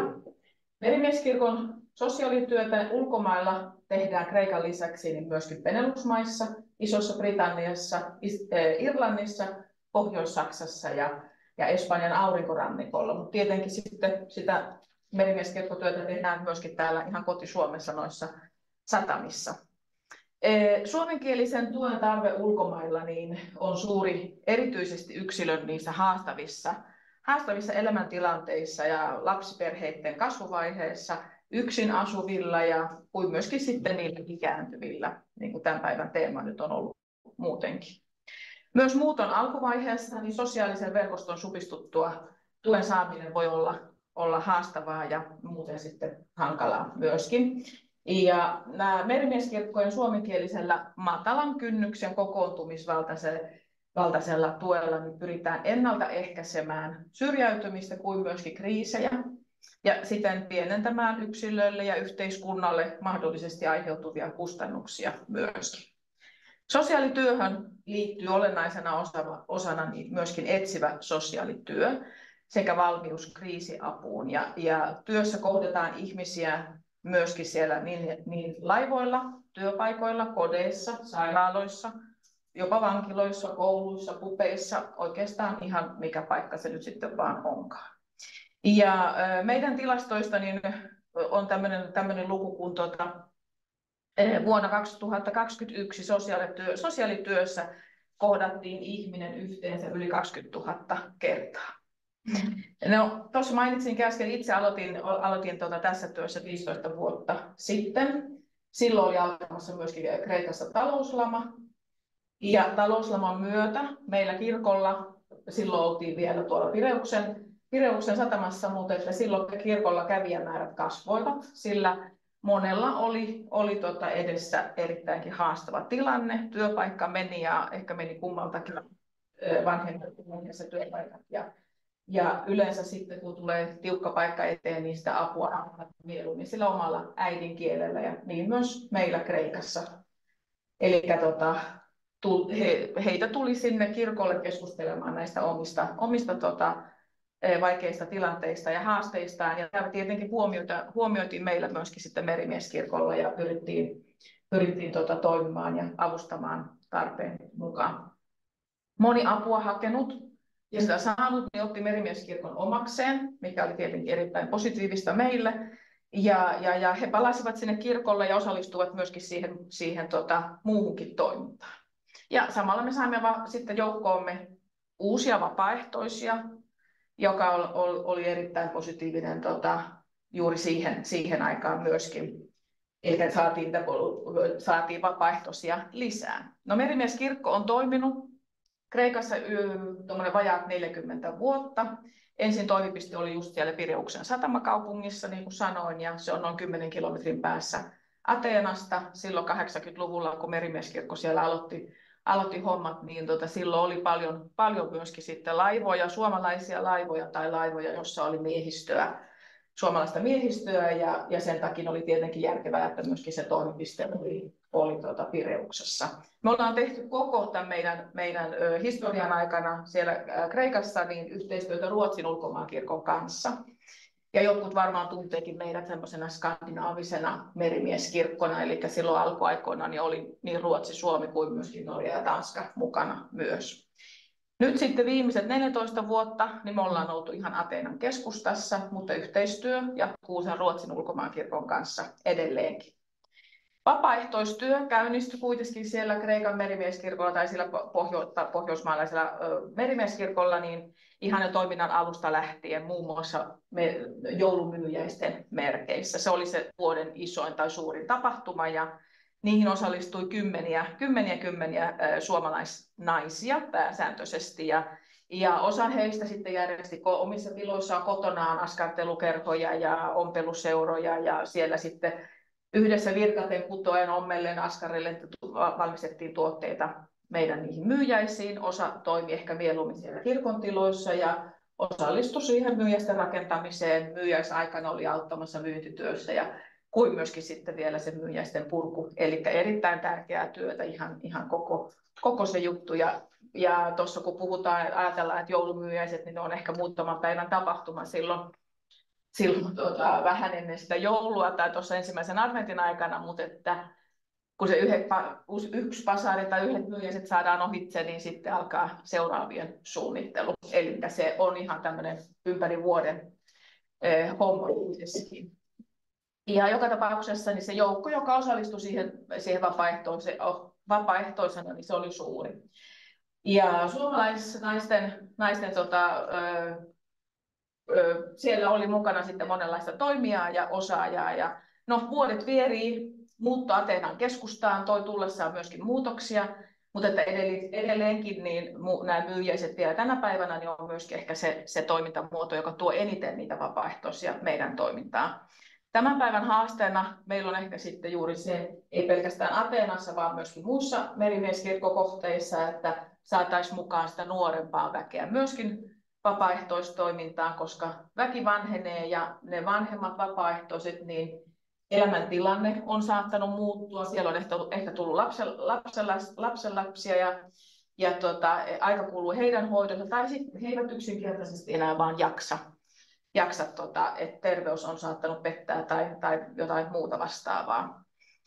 Ja jonkin verran meidän myöskin sitten niin heitä toimii muiden tapahtumien niissä järjestelyissä apuna ja myöskin sitten jotenkin toimintaryhmien vetäjinä. Ja tietenkin tämä on erittäin tärkeää varsinkin mulle, koska teen yksin sitä työtä siellä Ateenassa, mutta joka tapauksessa siis ilman vapaaehtoisia, niin merimieskirkko se olisi paljon paljon pienempää. Eli tietenkin ollaan erittäin kiitollisia koko siitä upeasta panoksesta, mikä kaikki vapaaehtoiset meidän toimintaan tuovat tullessaan. Merimieskirkolla ohjattu ryhmätoiminta niin on tavoitteellista ja sen tarkoitus on tukea ulkosuomalaisten hyvinvointia, kuin myöskin parantaa heidän elämänlaatua. Ja ne ryhmät, niin ne ei välttämättä aina kokoonnu siellä merimieskirkolla, vaan niitä voidaan sitten, tai ne voivat kokoontua myös muissa tiloissa. Korona oli hyvä esimerkki siitä, että oli nämä tämmöiset hybriditilaisuudet, mutta että sitten oltiin vaikka puistoissa tai tavattiin jossakin, mikä se juttu se ulkotilassa kuitenkin, että pystyttiin kuitenkin jotenkin toimimaan. Toimintaryhmien tavoitteena on ennen kaikkea ennaltaehkäistä syrjäytymistä kuin myöskin sitä yksinäisyyttä. Ja omasta mielestäni ollaankin aika hyvin, tai siis hyvin onnistuttu siinä Ateenassa. Ateenan suomalaiset pitää tosi hyvin huolta toisistaan. Siellä he vaihtaa kuulumisia kaikkien mahdollisten välineiden kautta ja monissa sitten kohteissa toimii meillä myöskin niin sanottu ystävärinki.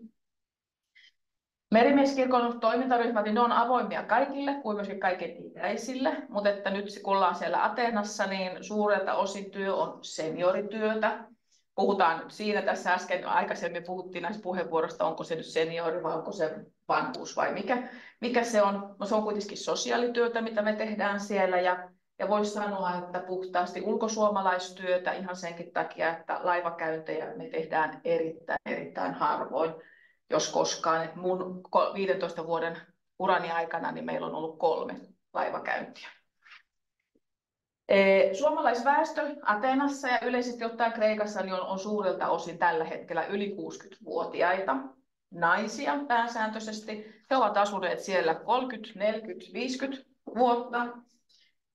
Erittäin hyvin integroituneita siihen kreikkalaiseen systeemiin ja monet saavat sen oman eläkkeensä ehkä sieltä ja näin poispäin. He ovat erittäin aktiivisia, kiinnostuneita monesta eri asioista. Ja sen vuoksi sitten myöskin, tai me pyritään suunnittelemaan se meidän toiminta siellä Ateenassa sen mukaisesti. Aiheena voi olla vaikka kirjallisuus, kulttuuri yleisesti ottaen, tietenkin ne suomalaiset tapahtumat ja se suomalainen kulttuuri, se on mukana ja ne tärkeimmät juhlapyhät, niin niitä on siinä mukana. Mutta se voidaan sitten myöskin viitata, se voi olla historiaan, uskontoon, terveyteen tai mielenterveyteen muun muassa, unohtamatta tietenkään sitten niitä Jumalan palveluksia.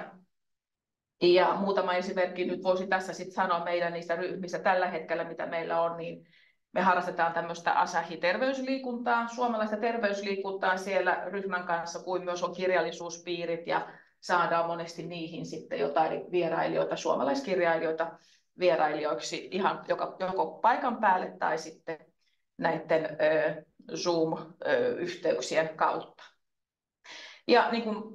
Ja osa tosissaankin järjestetään siis hybriditilaisuuksina, jotta myöskin tämä meidän toiminta, niin ettei se keskittyisi vain sinne Ateenaan, vaan se saataisiin sitten menemään myöskin ympäri Kreikkaa. Ja korona-aika olikin erittäin hyvä esimerkki tästä, että sitten siellä tuli saarilta sitä porukkaa mukaan myöskin. Mutta silloin sitten samalla huomattiin myöskin se, että kaikilla ei välttämättä ole halua tai ei ole taitoja, osaamista tämän tietotekniikan käyttöön tai ei ole niitä välineitä siihen, ja sen takia sitten osa niistä aktiivisista kävijöistä kirkolla niin jäi harmillisesti pois sitä toiminnasta silloin korona-aikana, kun sitten samalla saatiin myöskin lisää tai uusia osallistujia muualta. Ja nyt sitten ihan viimeisten vuosien aikana, oikeastaan viime vuoden aikana olen huomannut omassa työssäni paljon sen, että yhteydenotot koskee just paljon niitä digitaalisia taitoja, kun joudutaan vaikka hoitamaan erilaisia asioita tänne Suomen päähän. No Kreikassa, niin kuin Kreikassa toiminta on muuttunut nyt viime vuoden aikana just Riikan puheenvuoron myötä myöskin, eli kun tämä yhteistyö ulkosuomalaistyön ja merimieskirkon kanssa tiivistyy. Ja se tietenkin vaikuttaa jonkin verran. Meillä siellä Kreikassa on vaikuttanut jo myöskin, eli me ollaan aikaisemmin jaettu tämä työ siellä, että meillä on ollut Roodoksella on ollut turistipappi, joka on hoitanut lähinnä niin kuin sitä saaristoa, Roodosta ja niitä muita isoja saaria, ja merimieskirkko on hoitanut sitten sosiaalikuraattorin kanssa Ateenan aluetta ja yleisesti ottaen Manner-Kreikkaa.